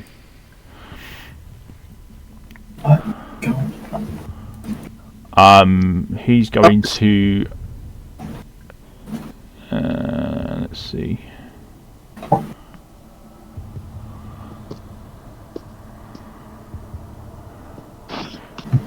When he gets within range of you, he's going to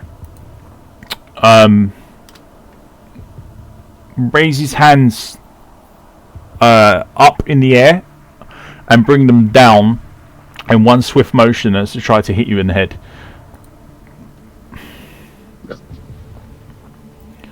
Okay. Have you got any reactions that you can use? I do not know. Okay, you've got a shield? No. Okay. Oh, come on. So you move just ever so slightly to the side as he brings his arm around in a big, like a big outward swing towards you. 13. I don't know. They're rolling low today. That does beat your AC. It does. By one. Sorry. So you're going to take 9 points of bludgeon damage. And I will need you to make a strength save, as this is a forceful hit to the chest. Crikey.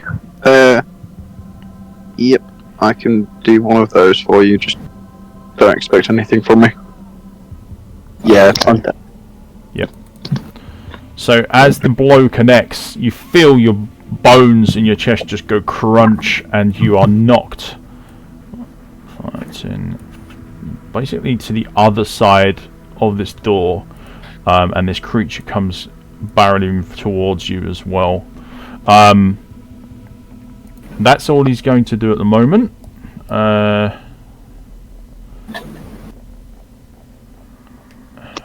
You can just hear him snarling and just see the blood dripping from his fangs. Right. Yeah, that's all he can do for the time being.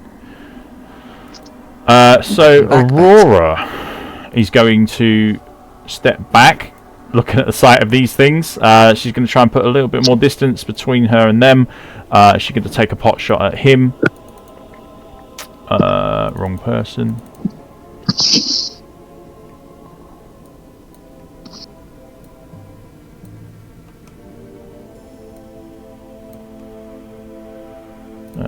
She's going to use normal shot. That's a 19. That does strike him, so it hits him in the shoulder, dealing 10 points of damage. The creature screams in agony as the arrow pierces into his left shoulder, into his shoulder muscle. He rips it out of him within like a moment. We don't have anything. No, he hasn't got anything else against him, so that's fine. And then after the shot, she's also going to back up a little bit further towards this and stand the other side of the fountain. Riker, what are you doing? Well, as expected, I'm gonna use Holy Fire. I'm gonna do it at second level. Yep. Let's just do the maths on that. Okay, doing it at second level. Dodge action. Just make sure that because I need to dodge for my life, and that should be 3d6 damage to him. Right, okay. Yep, so do your damage. Don't see the other one yet, so Not bad, not bad.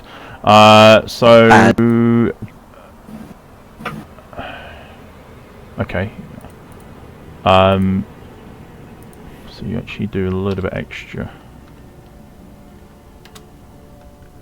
Okay, great. So yeah, you can see obviously that the fur is ignited instantly by the fire as it sweeps over his body. Doesn't like it at all. Starts to yell out in pain. Are you doing anything else for your turn? dodging, used Holy Fire. I think that is it. That is all I can do right now, unless he attacks somebody else. Right. Okay. In which case, then, Ophi, you're up. I actually get to use something. Okay. So I can see this guy here. Mm-hmm. I'm just going to firebolt them this time just to see what the reaction is. Okay. So, firebolt from me. They are pretty tough. Oh, roll a d20 for me, Ophi. Yeah. Oh god. Fireball, fireball, or fireball. 16, and roll your damage for the firebolt and reduce your mana by that amount. Well, half that amount. Well, it's only one anyway, so one it is. Where is my... Was it the 16-year-old, didn't you? Yeah. Oh, you've had that in the past, Ophi. So that mana that you just lost, you regain it anyway. Because have you got anything else that you've lost? Have you lost quite a bit? Yeah, you got quite a bit down. Yeah, you got a bit quite down. So do 2d12, and then you recover that amount of mana back as you are invigorated. I'm sure you've had this 3 times now. Alright, so you get 15 back. Lose 1, gain 15. Not bad. Lucky, unlucky. But that's all you get for the effect of that. And obviously you can't use your firebolt next turn. So, firebolt from Nyx. Yep.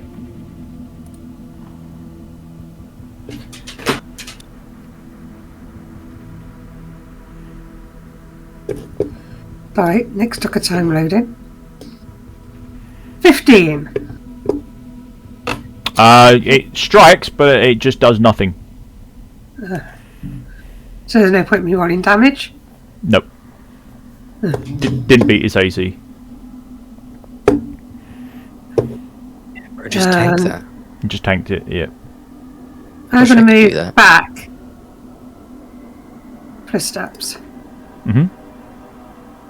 And that's me done. Alright, Scarlet, you're up.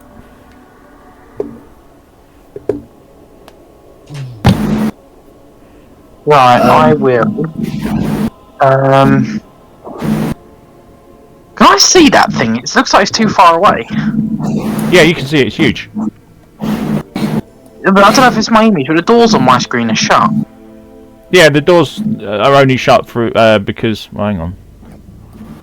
Let's see if I can move them out of the way.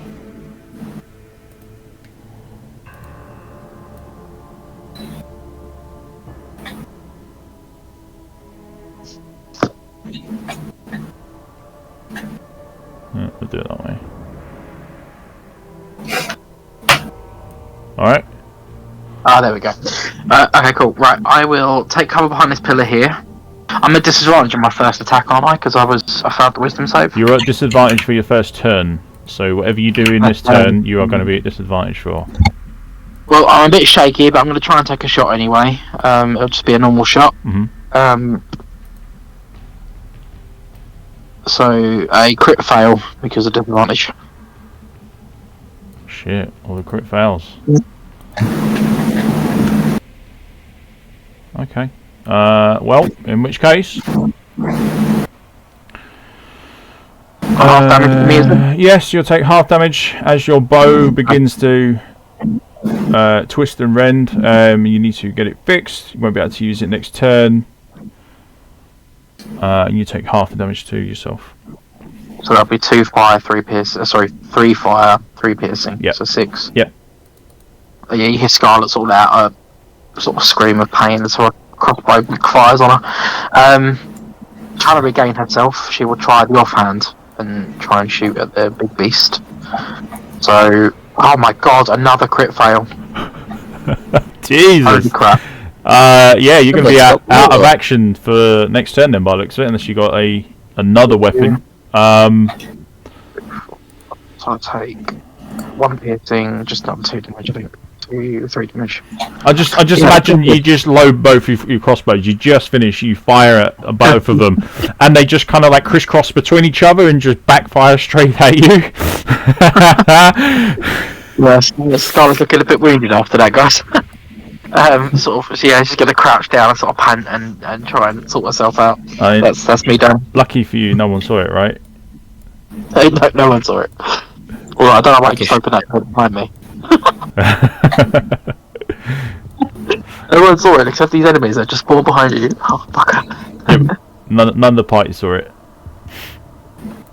Alright. So what? Okay then. So you just hear Scarlet cursing and 2 twangs of a bowstring, and that's it. There's no arrows that fly past. They just seem to just vanish, or as if she never actually loaded it or something. You're not sure. Something's going on. Right. Okay. Turn order.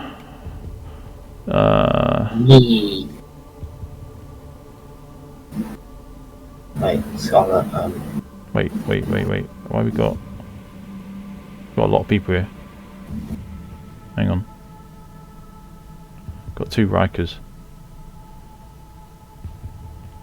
I duplicated. What did you? Oh, so much easier now. What did you? What was your roll? Your most recent roll? 16. Ah, so that 13 is incorrect. Yeah, because you already had your 10. That's fine. So Scarlet. Zarin, you're up. No, it's the other one. Yeah, what's going on here? Anyway, next one's going to come charging through and try to shoulder bash you out the way. That's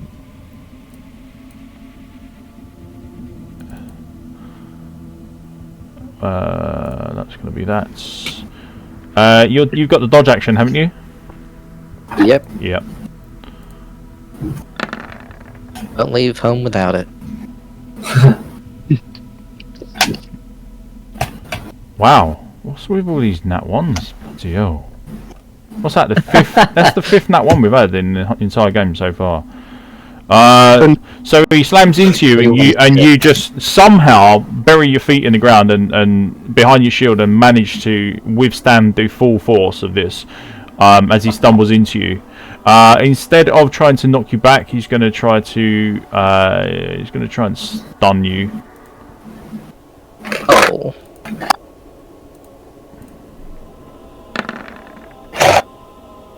Yep, that's going to do it. So he hits you. You take 9 points of bludgeon damage. As he brings his fist down across your head, you need to make a con save. Okay, con save. Oh boy. Won't this be wonderful? Uh-huh. Yeah, I knew it. I could feel it coming. I sensed it. Okay. Fail. So, for the time being, everyone just watches as there's a crack to the side of Riker's head. He tries to tough through it, but it's just too much of a forceful blow. He stands in spot in front of where the door is, but he is now kind of dazed and looking about and not sure what day of the week it is. You are going to be stunned for a turn. Didn't know that anyway. Nothing's changed. It's the exact same. His hands are just a bit more shaky now. They're shaking more. Alright, Zrin, you're up.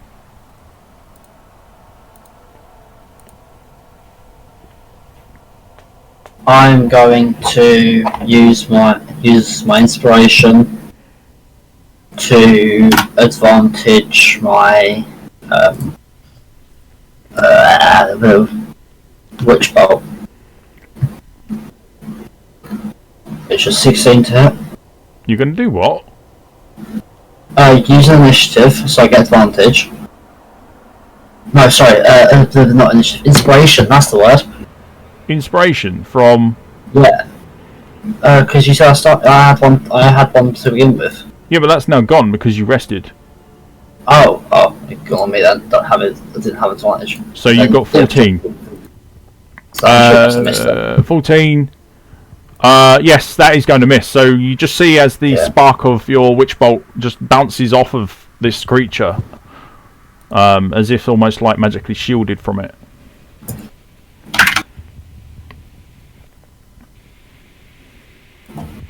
Alright. And then I'm going to move back a bit and then turn.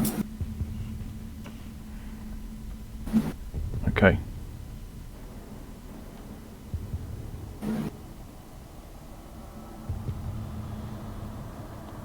And your inspiration will be used to do a re-roll.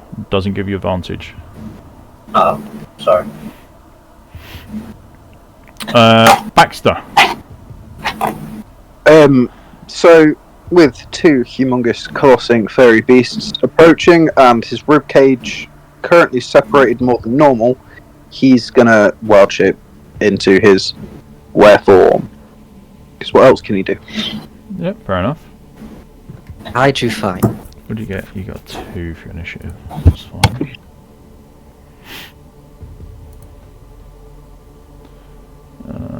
Where are you? Where's the shapeshifts?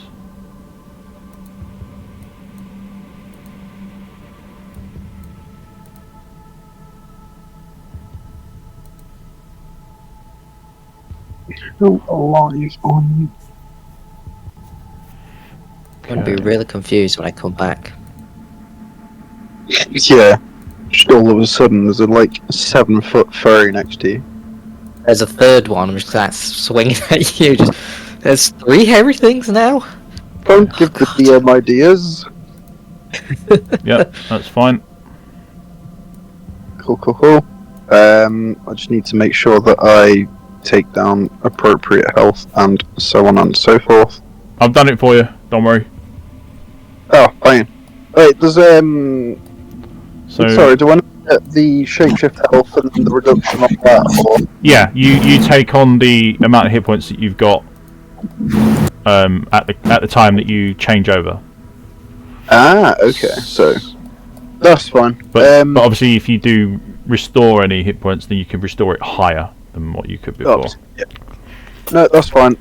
So yeah, he's just gonna march on over to these things.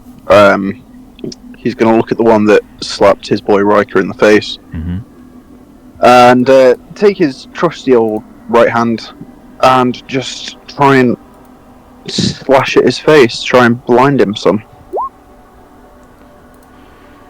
Oh, nice roll. Yeah, that's gonna hit. Bang in. Let's see. On a scale of 1 to... It's a 2.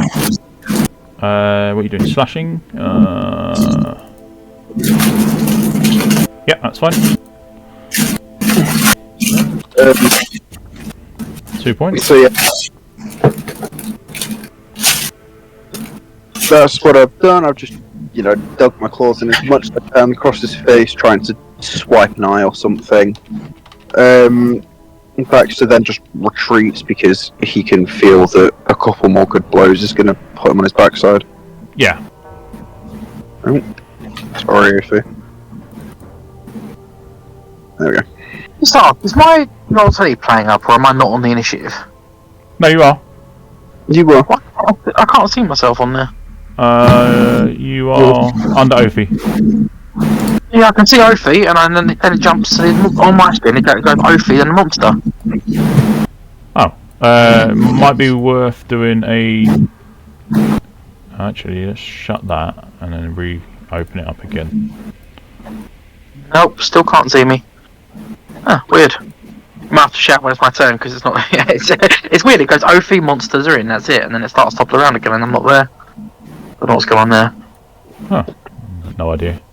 Secretly died. Yeah, suddenly died. Yeah. Just in the background, laying dead on the floor. Once so we all turn back and go, "Oh God! Oh no! Idea."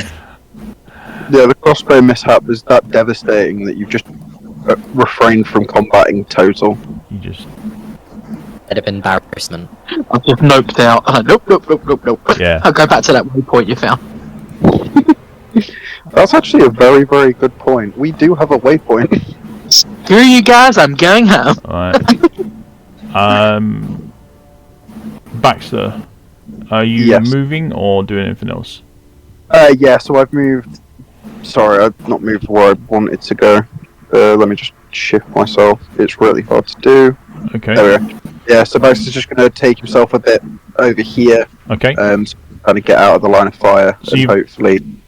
So you've only got a 5-foot attack range, right? So that means you are well within range of their attacks. So they are going to use their reaction, or one of them will, to try to hit you as you move away. That's an 11, I don't think. Oh no, that does not do anything. No, so literally, as it takes a swing towards you, you bring up your arm, and you kind of like parry the blow. Beast to beast. It's pretty cool to be a spectator of that, to be honest, at that particular point. As these two big beasts just kind of like duke it out in front of a very stunned Riker who can see what's going on but doesn't quite know what. His hands are just shaking ever the more. Yeah. Nothing's changed, just got worse. That should be there. That should be there. Okay. Nope. Okay. So the one that's taken the most damage, or the heaviest damage, he has shown that he's starting to bleed, and he's going to move up and through the doorway, literally, and push towards the rest of the party at the back. He's going to stand here, so he's in range of Riker still, although he's stunned, so it don't matter.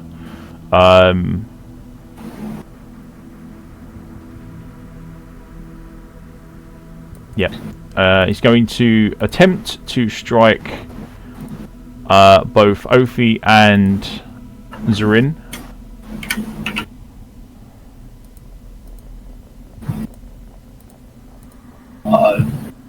Zorin, your armor is wrong. It shouldn't say 7. It's got to be minimum of 10. Oh.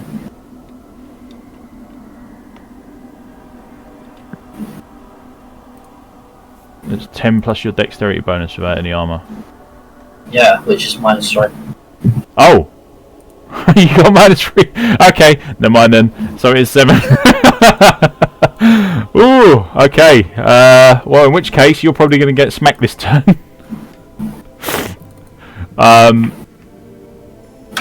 You know what?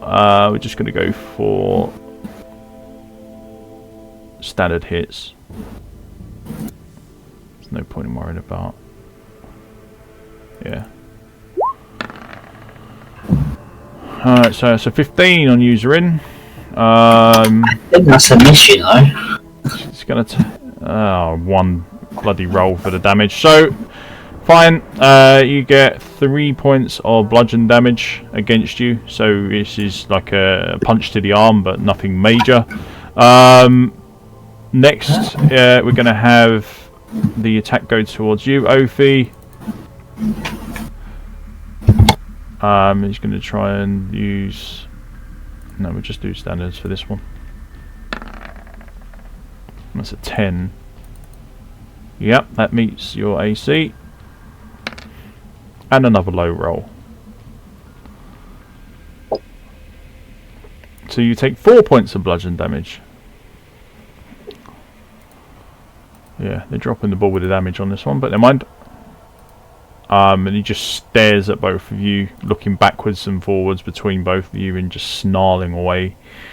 Aurora, at this moment, sees the attack coming, sees that Riker is kind of in a bad way at the moment, and takes a pot shot at this one here.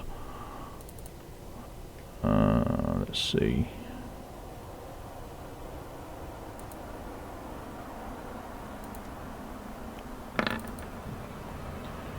15. Arrow literally just bounces off of the creature as it clips part of the doorway, losing a lot of its force and momentum. Let's drop her down an arrow. She'll stay there. Riker, now you are stunned for this turn. So my head hurts. Yeah. So you. Real bad. So you are unable to make any form of saves.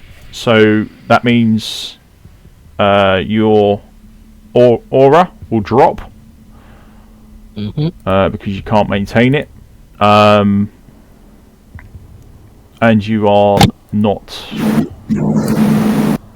in defensive stance or dodge stance. What? So you won't be in a defensive stance either, so it won't be disadvantaged to hit. Guess I'll die. I'm in danger. I still don't comprehend that bit yet. But it's still your turn, so there's nothing else. So we basically skip that. Your aura goes down.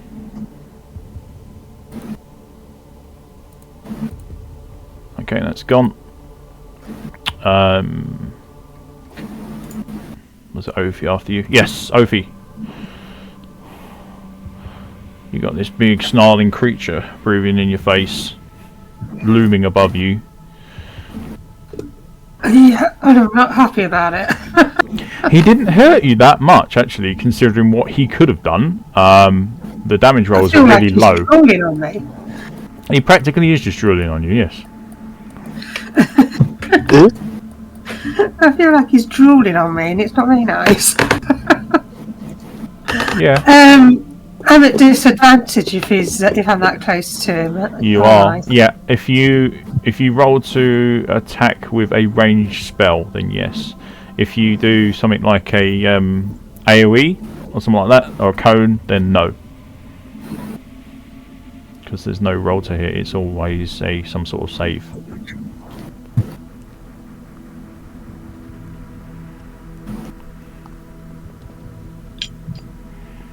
So what's your plan?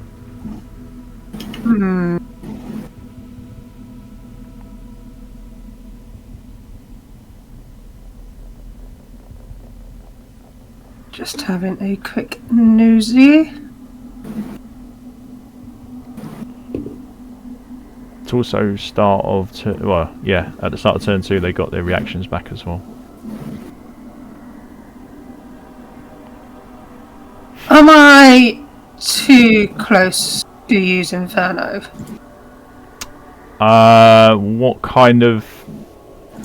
What skill is it?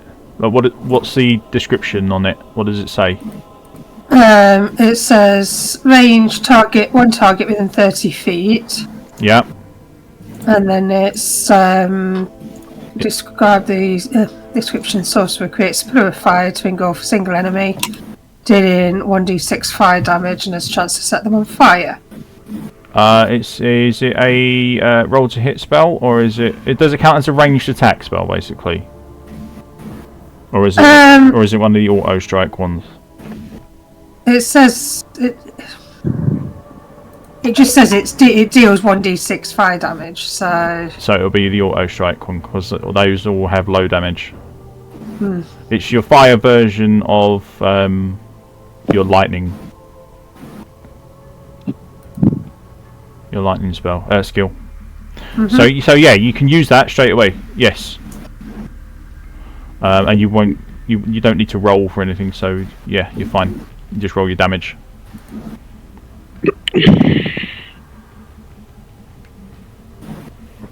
So go ahead. Yep. That's fine. So just roll 1d6. Yeah, so a circle of flame starts to swirl around his feet, and then like a pillar of fire it bursts up into the air, covering all the body. You do 4, a little bit extra, as the flame's starting to lap at his body, and then they just cease. And you can see that he's charred. I need you to roll a d100 for me, please.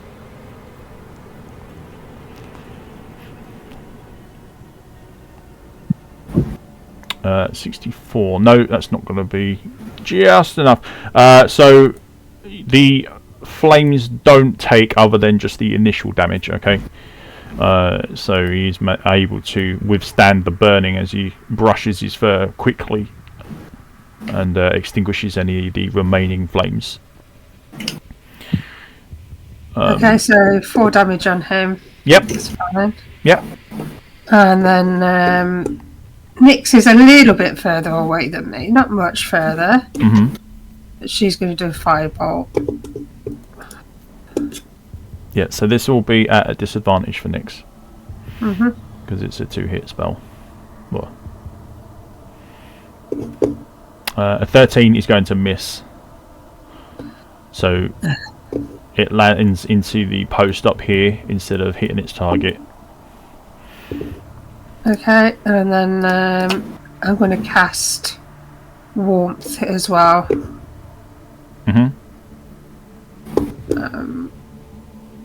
So where are you going to put it? Pop it around here. Yeah, that's fine. Yep. So let me just total points on that.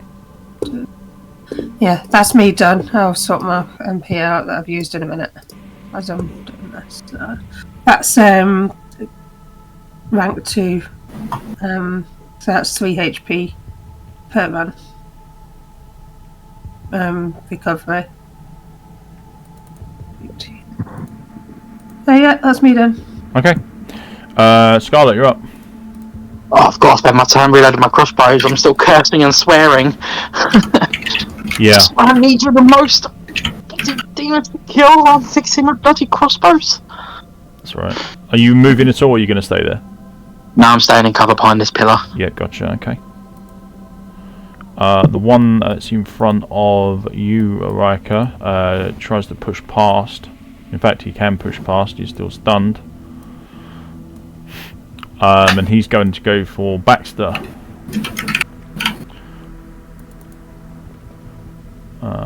He's going to try to get a stun on you, Baxter. Oh dear.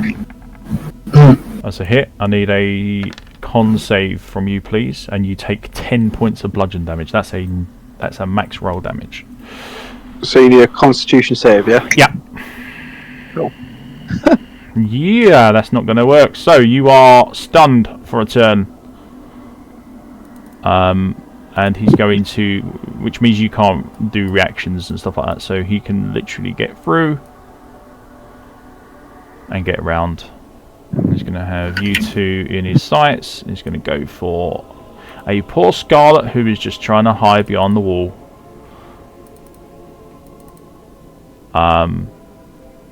He's going to go with a heavy punch. That's a 19.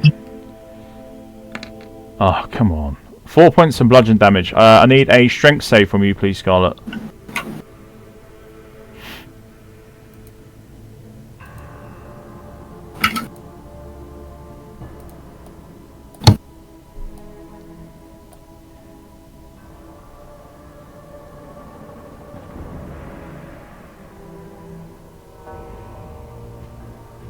Nope.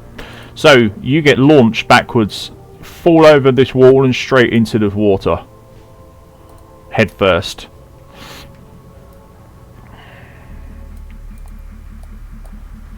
Beautiful. Ow! Zarin, you're up.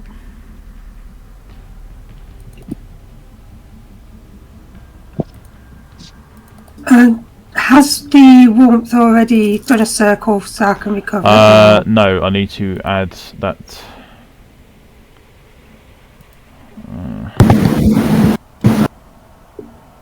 I'm going to use my main action to disengage and then go to here.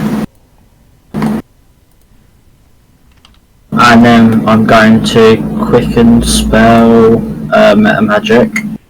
I don't have quicken spell. Oh no. I'm going to use my bonus action to do frozen armor then. Right, okay. 3 mana for 6 extra health. Yep. And then end my turn. Alright, let's see what we can do here. Let's there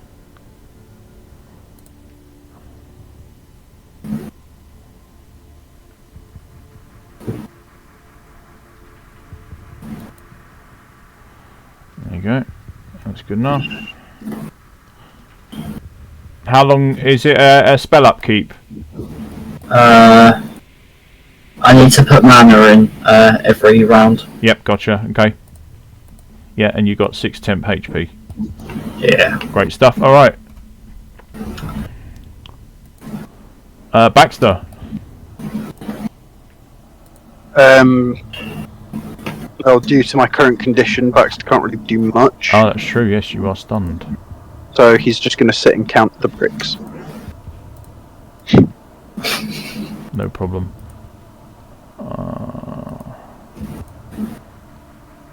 Alright, so this injured one is going to... he's already facing that way. He's going to aim his attacks towards Nyx and Ophi. The first one going towards Ophi. Just going to do a standard strike. Yeah, that's going to hit. In fact, is that going to be... is that 10 over your AC? It is, isn't it? Yeah. So that's going to be an extra 2 on top. So you're going to take 6 points of bludgeon damage, Ophi.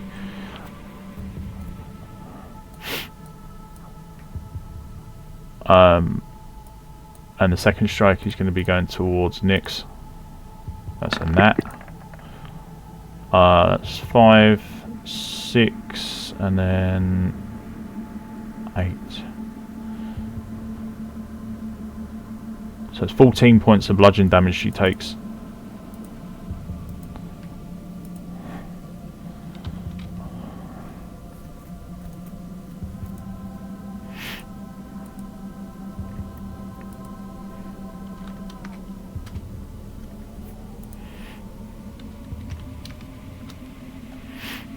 There we go. So she's looking in really bad condition, Ophi.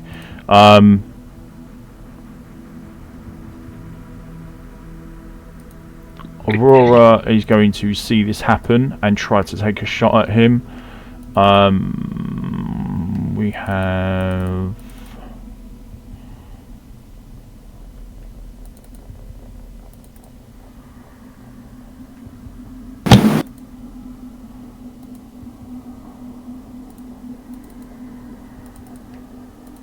Yeah.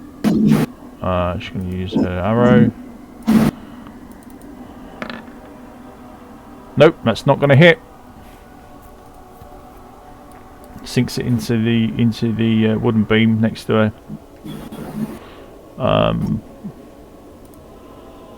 Riker, you are back with us. You are no longer stunned.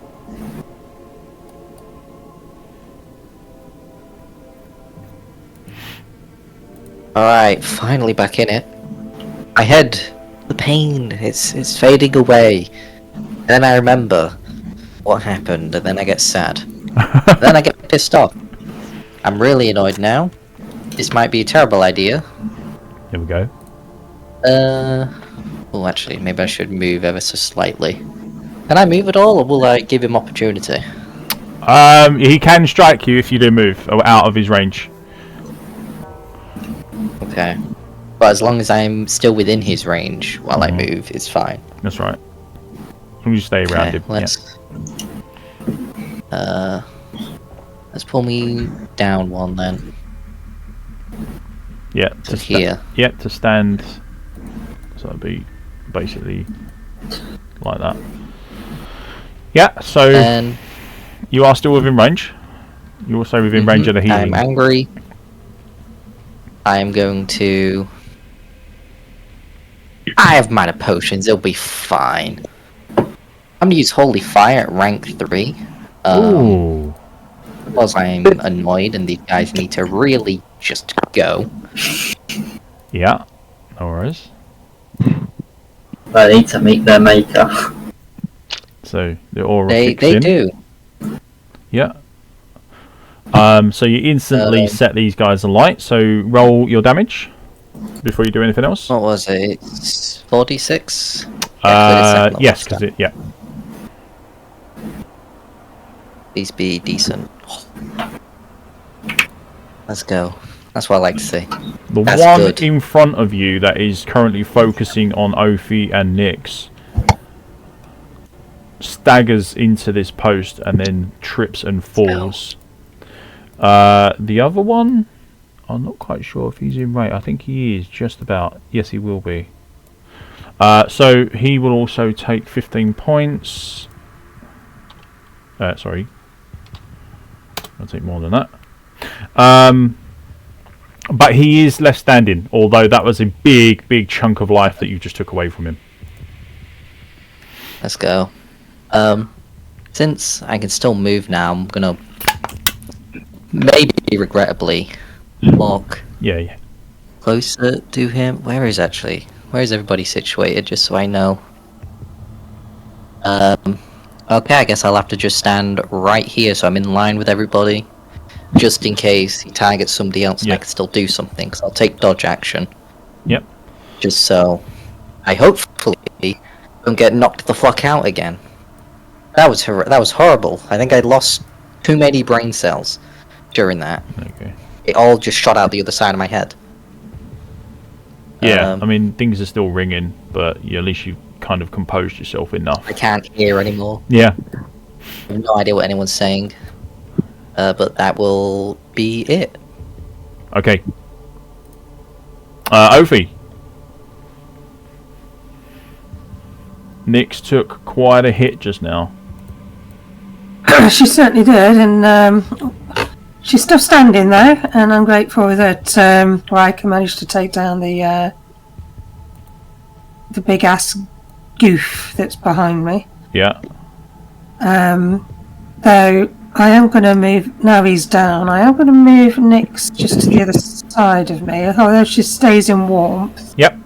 She keeps out of the other goof's path. Mm-hmm.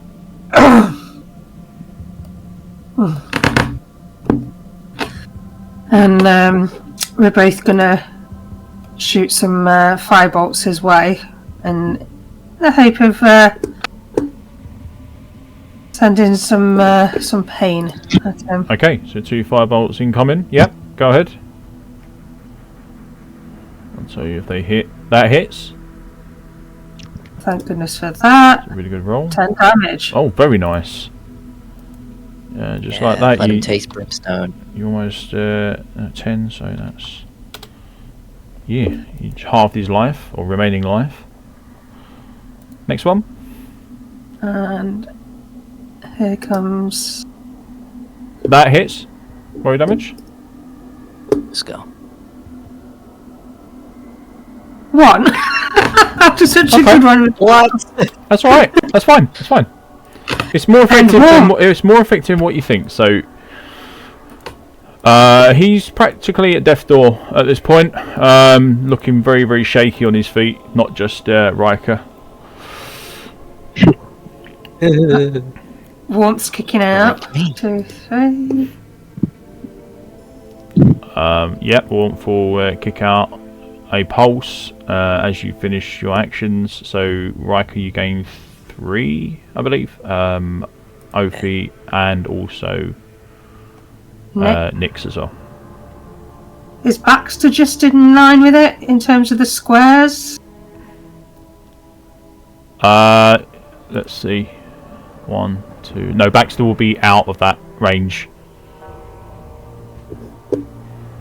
Well, I tried. Baxter's dead. Calling it. You're gonna take a nice nap. It was nice knowing you guys. New character, new year. Well, you've still got Scarlet's turn. So Scarlet, you are drenched. You are also kind of like prone at the moment, but you could use that to your advantage, possibly, if you figure out a way. Just trying to work out what I can do, really. I mean, how's everyone looking? You've basically been knocked back at such a force that you didn't get a chance to save yourself against flipping over the side of the fountain and falling headfirst. So that's where you were left. But you've held onto your crossbows, so that's absolutely fine. I'm going to stand up and just sort of survey the situation, try and work out what's best to do. How's the enemy looking? Extremely weak. Healthy? Extremely weak. Yep, death's door. Right, okay, I think the best thing is to try and finish it off then. I'll focus on it, and I'm going to risk it for a powerful shot to go for the kill. Okay. Yep, alright. There we go. Was it -5 to the roll? Oh my god, another crit fail! 3 fails in a row! Oh, what? Oh my god! Alright, you know what to do.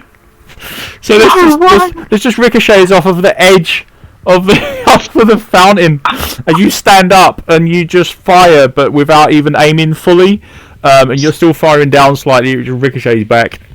You're like, oh, what am I doing today? Look for coins in the fountain. Don't do it. Just look for the coins in the fountain. Yeah.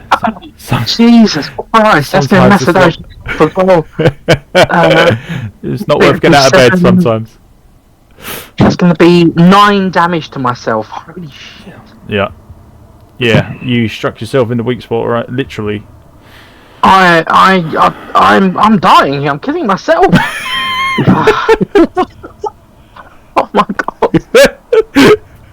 Is it worth taking another shot? I don't know. Probably. I've never suicided myself before, but this is how this is looking. Oh my word. Well, Scarlet, you just hear this scream from Scarlet. It's like she gashed all her arm as this thing ricocheted all up her body. But she can see that you're looking quite weak, so she's going to try again. She's going to shakily try and finish this thing off. Squint through the pain, powerful shot with the offhand. No, that's a miss. Total miss. It's a 9 to hit. 14 will miss. Yeah. That's a 9 because it's -5. So. Oh, you do right? Yeah. In which case, yeah, that would be also. So this one actually fires off, but because of your recent injury to yourself, you slightly cock the aim, and he literally just grabs it out of the air and snaps the bolt in half. Scarlet just stands there gobsmacked and doesn't know what to do. She's just standing there like paralysed with fear. She doesn't know what to do. She's suddenly overcome with like, what do I do? And that's it. That's all I can do. Okay. Yeah, his turn. Well, from where he is now, Baxter is still stunned, which would give him advantage on the strike. Yeah, we're going to go with that. So he turns to face you more, square on, Baxter, as you are kind of like in a La La Land at the moment, and he tries his very best to strike you. Should have stepped forward. So that's going to be a 15. That's a hit.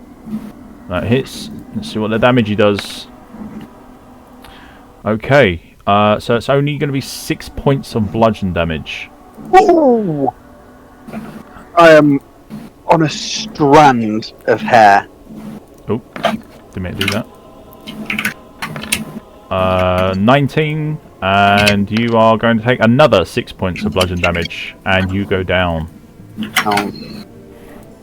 So on the spot, what are you, -5? That's the one.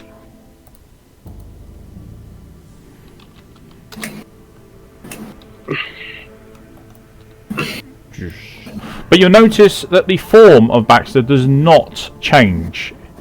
He stays the same with his wild shape or with his wild form. It doesn't work the same way as other druid spells would work. So he goes down in that form. Next turn, Baxter, you'll revert back to your human form. Well. Right. So with the hit successful, he's going to limp his way around and just stand here. Yep, that'll do. That puts both of you two in range. Zarin, you're up. Okay, so what actions and how many of them can it take to put as many health potions down Baxter's throat as possible? Well, why not do one first and see what the result is? Okay, I'll do one. What do I roll? So, if you are going to be pouring it down, although he doesn't necessarily... I mean, what status are you in, Baxter? Are you still conscious, just like knocked down, had the wind knocked out of you? Oh no, I am like death saves now. I'm on -5 health points. So you are basically saying that you are going to be unconscious? Yes. Okay, in which case then yes, you are going to have to put the work in. You need to use, let me see, there it is. So on an ally using a potion, is it from your belt? From my belt. Right, so it's going to cost you a bonus action. Okay, so health potions 2d4. Yeah, if you want to use another one, no, it's 4d4. If you want to use 4d4. if you want to use another one, it's going to be your main action. I'll do 2 for my main action then. Right, so do first one, do your bonus. Use that up first. So roll your 4d4. 12. Nice. So he's back with us. 7. I'll let you work out what the difference is and what you're on. You are still down at this moment, but you are recovered. And then I'll do my main action to put the other one down. Yep. Okay. That's fine. So you're going to tip them both at the same time. That's good. 9. You get an extra 9 points back. That's me back on 16, so I am fully conscious and very pissed. And then I can't do anything else. I'm going to end my turn here. But one thing you have overlooked, very slightly, is even though you have recovered, you've recovered through healing, and through rolls or healing means that you suffer a point of exhaustion. Baxter. Yes, I shall take note of that. There we go. I'll just get my main sheet ready. Right, cool. I'm going to move behind Riker and then end my turn. Yep. And cheer him on. Woohoo! Yep. Nice save there. Alright. Way to read the battlefield. So Zorin diving to the aid of Baxter, healing him quite significantly.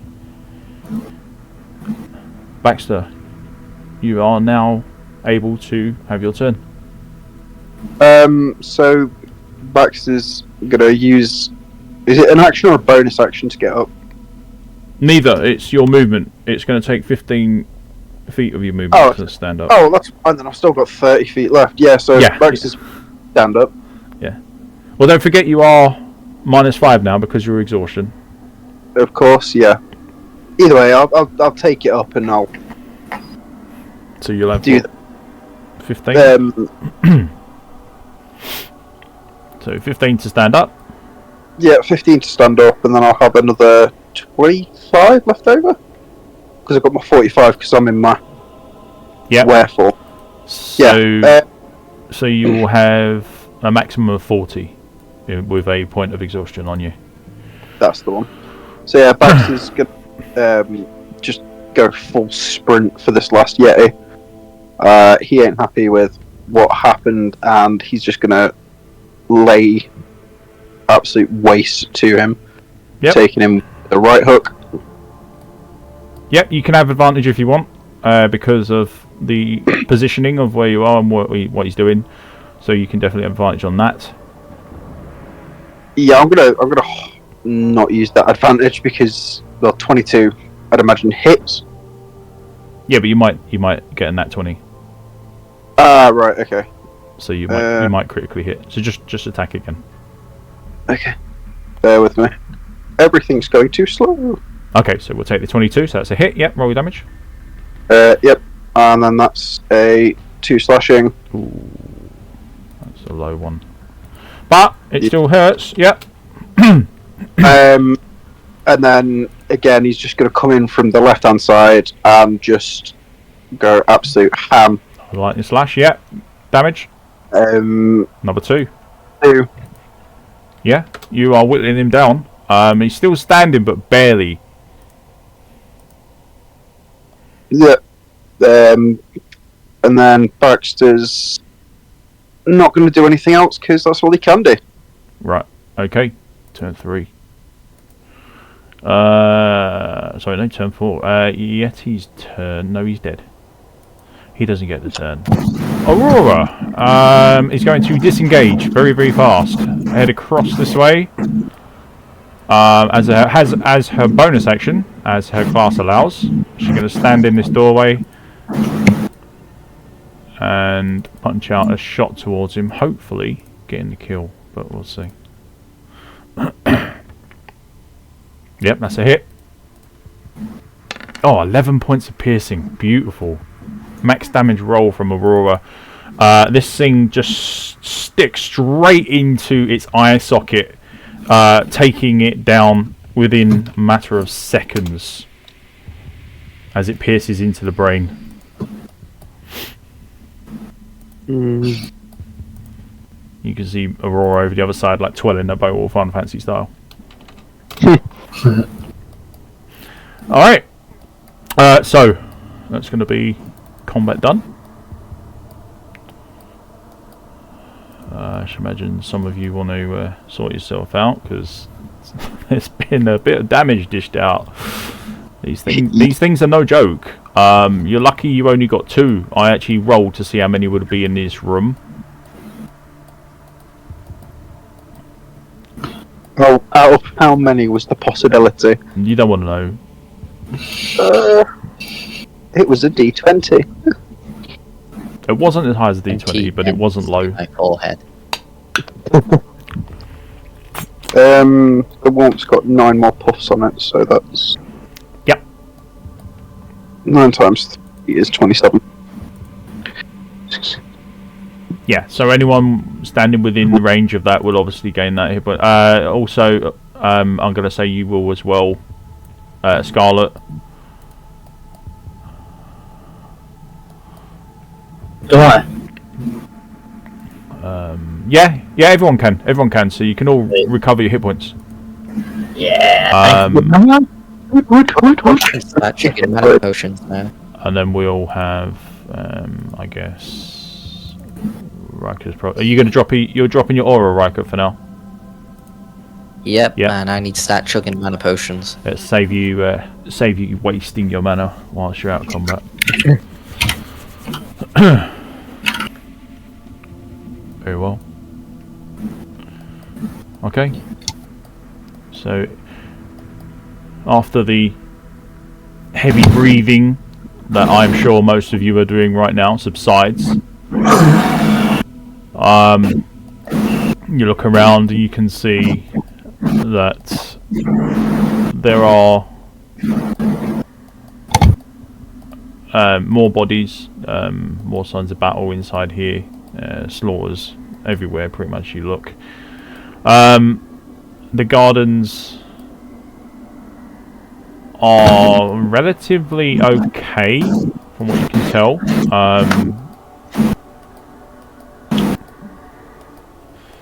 Like the damage to objects and things isn't the main concern for the demons. They want to end life rather than architecture, so they're more than happy just leaving things as they are.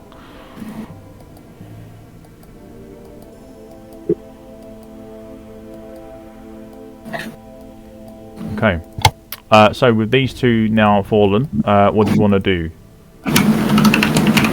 Kick them. Kick him. It was the one that dented my forehead. In the face. Which one? Oh, the one that's closest to Ophi at the moment. Yeah, you can kick him. Walk over and kick him in the forehead. Yeah. Ooh, I'm so close to breaking my oath. Ooh. The healing we got, was that from Ophi's warmth? Yeah. Yes. Was that, so do we get the full volley of that? Yep. 27 hit points back. It had 9. Yeah, it's got 9 things on it still, so 9 ticks. Great, thanks. I'm gonna need to start cooking down some mana potions. I only have 9 left. I need more. Need more mana. Yeah, you are going to be mana heavy. Well, Did to mana. Let's see. Alright, so what do you guys want to do? Do you want to search for these bodies? Do you want to do anything with these bodies? Or do you just want to leave them and continue forwards? If we were to skin the pelts of said bodies, would they be worth anything? Would anybody know that? They are. Geed tends to buy them if you can successfully skin them properly without damaging too much. Basically, depending on how well you do as a performance, or I think it's just a dexterity check. I can't remember. I'll have a look. But yes, it'll be one of those, and you can, as long as you've got a dagger, at the minimum, you need just a standard dagger, just so you can carve it properly. And then you can take those, but they will take up space in your inventory. Okay, so just bear that in mind. So the question is that what's taking? Anybody want to take any pelt, or are we just going to leave it here? To be fair, what condition is it? Because obviously we were using a lot of fire magic and so on and so forth. Is it worth trying to take off of them? Yes and no. Small amounts of damage can be either repaired or just basically cut out. So they will take the bits that are bad and just get rid of it, or they will try to repair it as best as they can. Yeah. But it just depends on what condition that you sell it at. So whatever condition you are able to skin the creature and get the skin off of it, that's the key factor there. Well, it is down to anyone else because Baxter's not dropping his wear form. He doesn't want another surprise attack like that, so he's going to keep it up for another however many mana points. So it's honestly anyone else can choose, or we can walk straight into the room that we fought for. We should take another finger. Another finger added to my collection. I count on them. That's what they're used for. That's how I count. I count on my fingers. They're just other people's fingers. That's fine. I own them now. That's But, fine. I did a lot of So much damage to him. I think I'll take a over- finger yeah. just to remember it in Um, the collection. What's going on here? Oh, yeah, mana. Need to That check just how much mana I back.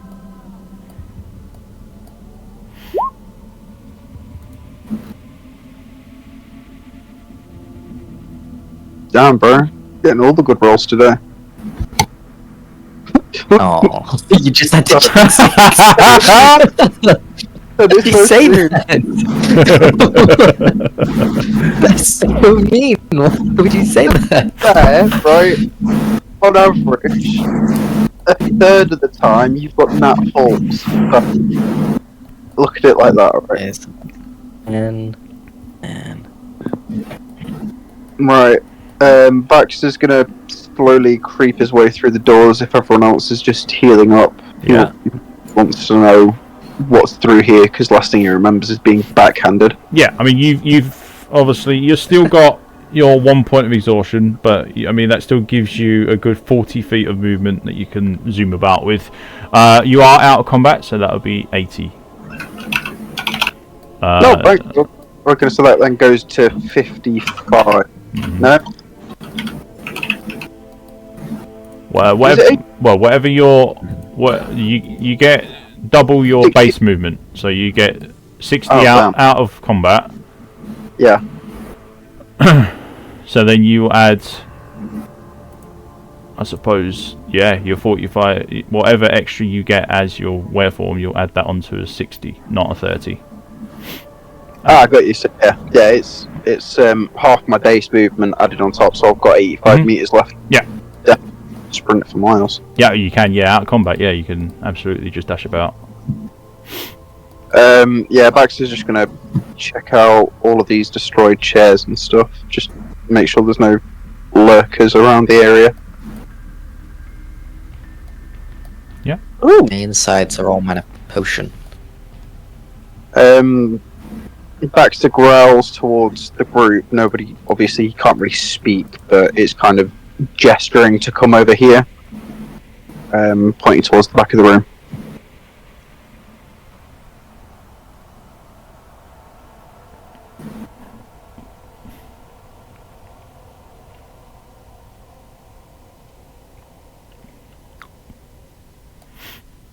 See. I spy a chest. Thanks, Baxter. Happy dog noises. Dog A noises. return joke from long ago. That's just some salted meat.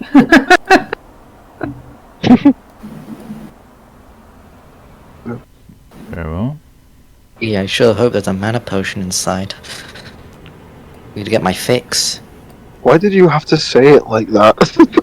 I'm I- just gonna be It's addicted a to mana mana potions, man. I Right. need them. Sure. No, I'm good for it, guys. Please. What are you doing, Opie? Okay. I have some keys. I am You going have a to key? use one. All right. I'll just stand back and watch. You. So number 1. Yeah, that's fine.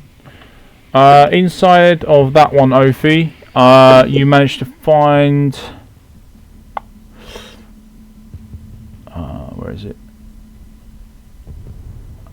A light crossbow, which has a blue aura to it, and 8 crossbow bolts inside a small quiver or pouch. Ooh. Right. Okay, I'm going to toss the bolts over to Scarlet. Yep. She'll catch them and thank Ophi. Yeah, and you also Thanks, Ophi. you can also see her pull the other crossbow out of the box, out of the chest as well, Scarlet. Everyone can really, from where you are. And I pulled I'm it not out and I was like, that now I do have an identify scroll. No, save it. If we want to identify this, but I can save it if you want. Charms and things are the ones you want to get immediately because they offer like an immediate bonus, don't they? Yeah. I like charms. Yep. Absolutely. Okay, well that's all recorded. And obviously we can drop the crossbow off at Kane when we get back to camp. But yeah, I mean, Scarlett's our main crossbow user, so it's for her to decide if she's interested in having that one or not. Okay, well, that's that room done. You could give it to Riker, but shaky hands. Yeah. Be a bit hard. You're like So- Shooting everybody else. Clone Wars episode. Second Star Wars reference of the session. Yeah, and just looking at the timing and thinking, is it a good time to draw the session to a close and wait for the next one before we go into the next room? You've still got a bit to do. You can still do I'd the say it's rest of 4 the p.m. searching. Yeah, still got another half hour yet. I mean, if I may, You can. I through that last door, so obviously I just completely took it off his hinges. But if we're careful about it next time, rather than just blazing in. Have a Guys, peek. what are the chances of more Yetis being behind another door? I think the chances are pretty low. It'll be fine. 50-50. Riker with narrowed eyebrows. We'll just send Baxter through again. Let us know. But he comes flying through the door again. And right, let's carry on exploring this mess. Go through the right door, I guess. Okay, which way next? I guess we're going behind us, through the right, I think. Oh no, it'd be straight in front of us. Mm-hmm. So, the same side as the waypoint. Yeah. Yep. Checking out the sides. Okay. I feel like I've got movement hacks because I can just keep moving until time draws its end.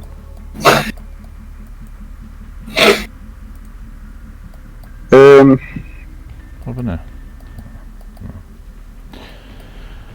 Anyway. Right.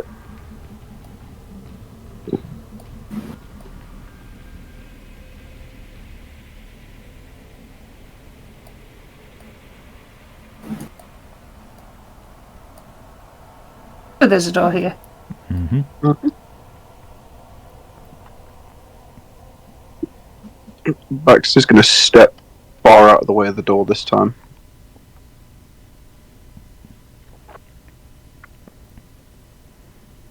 He's gonna go first. Not me, I'm too squishy. Nobody will put Baxter through that again. He can't voice his own opinion.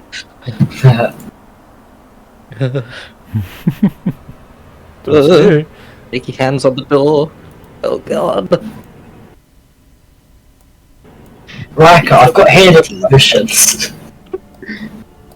I do too, but You just see two what's the chance you... furry thumbs just pointed when he hears healing potion. Hey, peekaboo!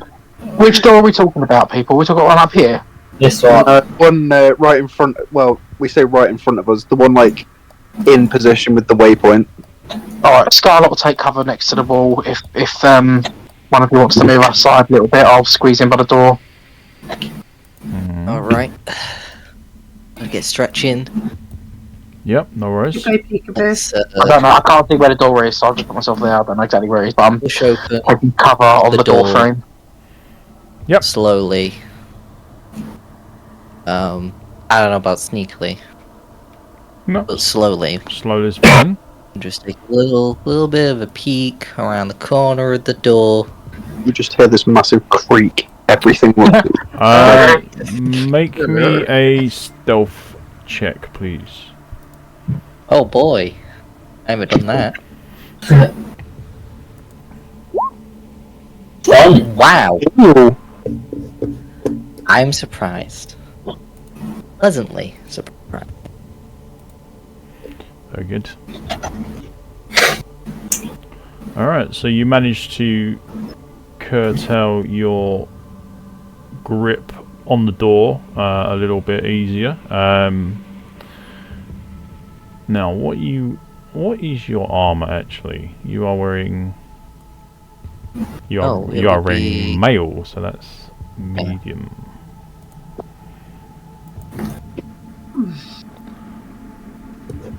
Let me just double check.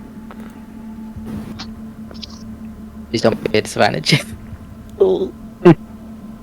Let me keep it. Nope, these aren't a disadvantage. It just reduces your roll by 2. So you actually got 17, which is absolutely fine still. You rolled well high enough to avoid any form of detection, so don't worry about it. As you do so, you can see, or you start to see, little red bodies standing 3 or 4 feet tall, really skinny builds, swords, shields,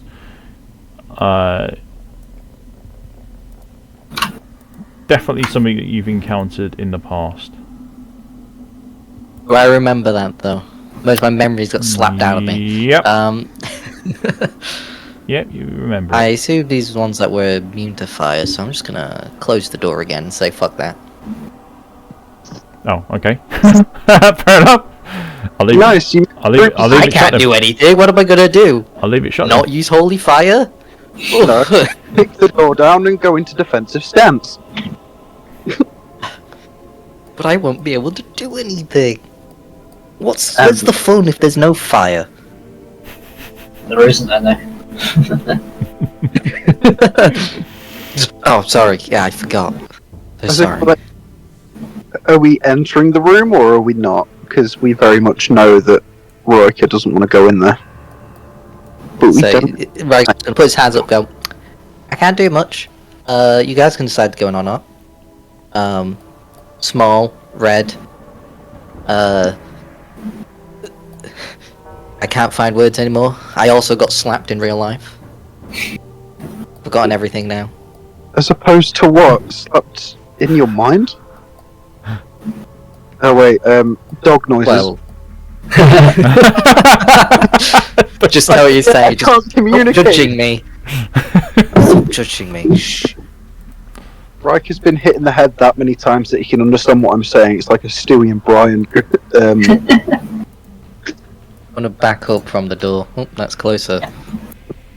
Gonna back up out of the way. Okay. Charlotte will go and check the other door, seeing Riker back up. She'll carefully peek through that door. Yeah, you want to peek through that door. Give me a stealth roll, please. No problem. That one.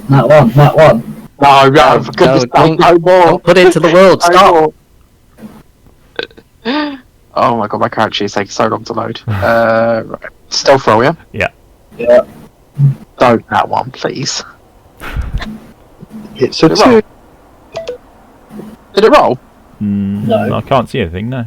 No. There we go. 7. Oh, Jesus. Oh. You Oh, didn't. it wasn't that one, it was a 3. Well, there's some good news and some bad news. So the good news is that you are still alive. The bad news is Great, yeah. that as you have leant against the door, you've kind of leant a little bit too hard, and it's given way and fully swung open. Oh. And inside It's treasure! Yay! Thank you, DM. It's a room full of treasure and fluffy bunnies. is a crossbow, one-handed, with repeat function fire system and also +6 to hit. That's what you would like to hear me say, but no. Inside, I thought this was going to be like a roll to investigate deception or something. I was like, no, good to be true. It's a green rare crossbow just laying on the floor for me.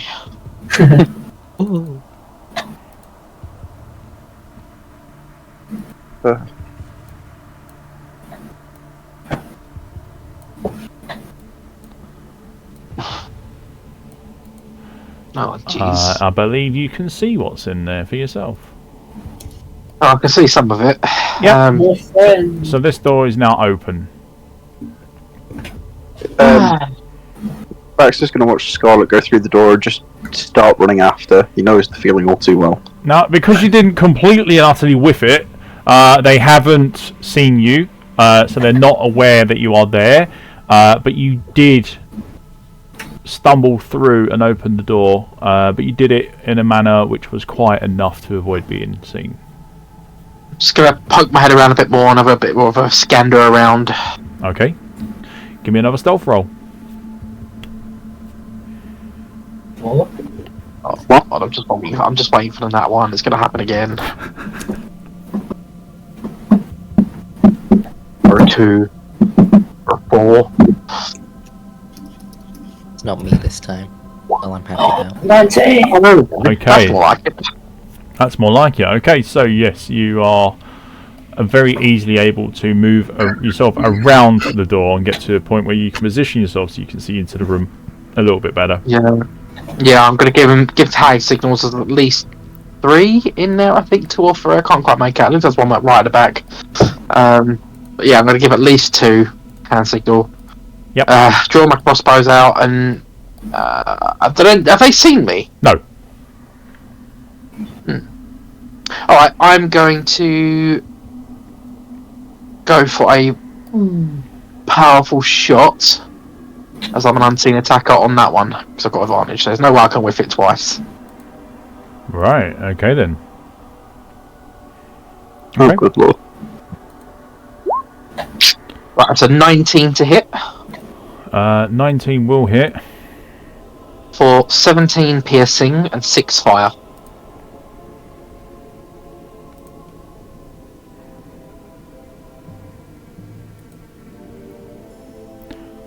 Now these look very similar to the things that you've seen before. But they're not quite the same. The skin is a lot darker. Like Corrupted Sisters, yeah? Dark Demon. Yep. Don't say red. Yep. And Yeah. they have kind of like yellow flecks in their skin as well, almost like someone splashing with paint.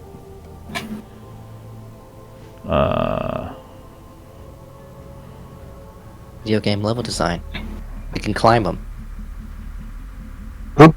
That means. Okay, that's fine. Right, so yes, 17 piercing and 6 fire.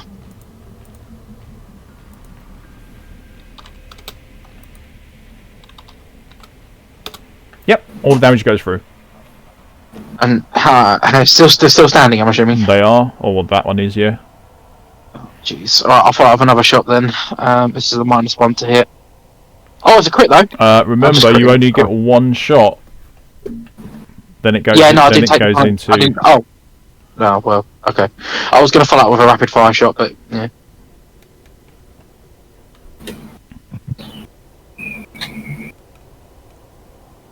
Don't take my crit away from me, please. You know what? You've suffered enough. Let me kill one of them at least. Yeah. Assassinated. Yep. That one has been assassinated. Literally, you double shoot through the door as your crossbow is designed to do so, and you take one down. Both bolts hitting very deeply into the side of this corrupted sister. Excellent. Okay, I'm making up for my failures earlier. It's all good. All right. In which case, then, the rest of them are instantly alerted to your presence.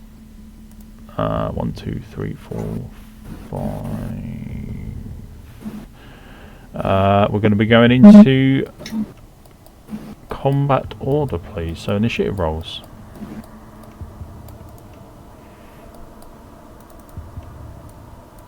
Man, today's not a bad day. Speak for yourself.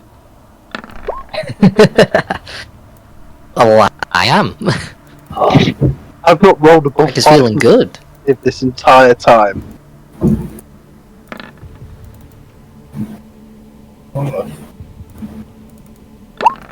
Oh no. Oh dear.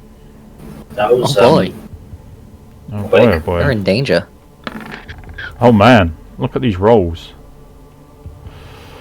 Give it to us. Come on, One, don't just take all the 2, luck. 3, 4. There's one more. Try and throw in a low one for you. Oh, never mind.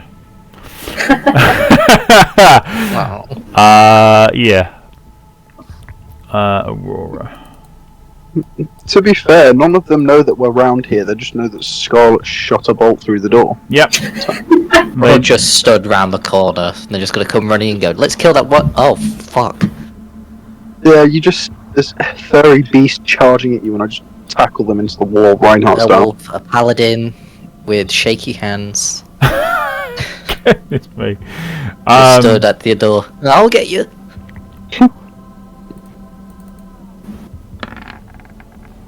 Okay.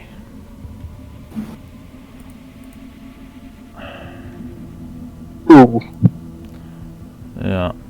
When the things get organised, you can then see exactly the situation here. That's some high initiatives for these guards. Right. Okay.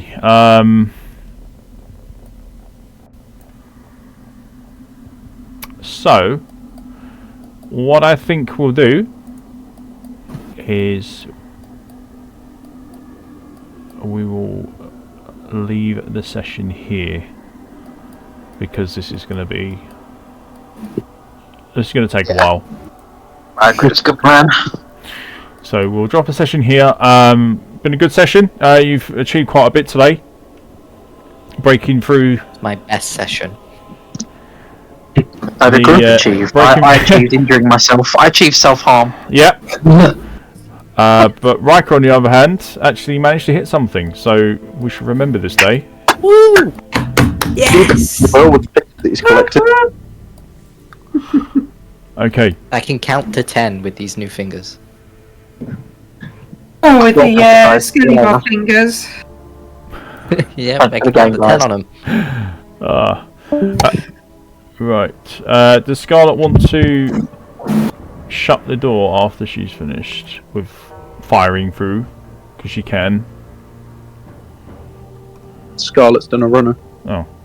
Scarlet's left straight away because Yeah, no worries, we'll take that as a no then. So the door is open. Brilliant. I will move that out the way. it's like Cesanova. Okay, leaving. Didn't even get a goodbye. Yep. Well, they did hurt themselves a lot. They're probably not in a very happy mood. I'm out of here. I'll give it a chance. He's a man of very few words. Alright guys, well yes, that's going to be the end of the session. We're going to be picking up in 2 weeks time for the last session of this year. Hopefully we can all make it. We are well on track now as you've pushed forwards to completing this act, I would say, in the next couple of months. Woo. Which means we will be on to Act 2 and experiencing all new stuff. I thought this was Act 2. Nope, this is Act 1. Oh. This is campaign 2. No, this is Campaign 1. Oh no, you did D1, didn't you, before? I have done D1 before, yeah. Yeah. Okay, well, if anyone wants to chat, I'll be around for a bit. If not, then mute up. I'll do the outro for the session, and I'll see you whenever. Ciao. See you later, Effie. Cheers for today.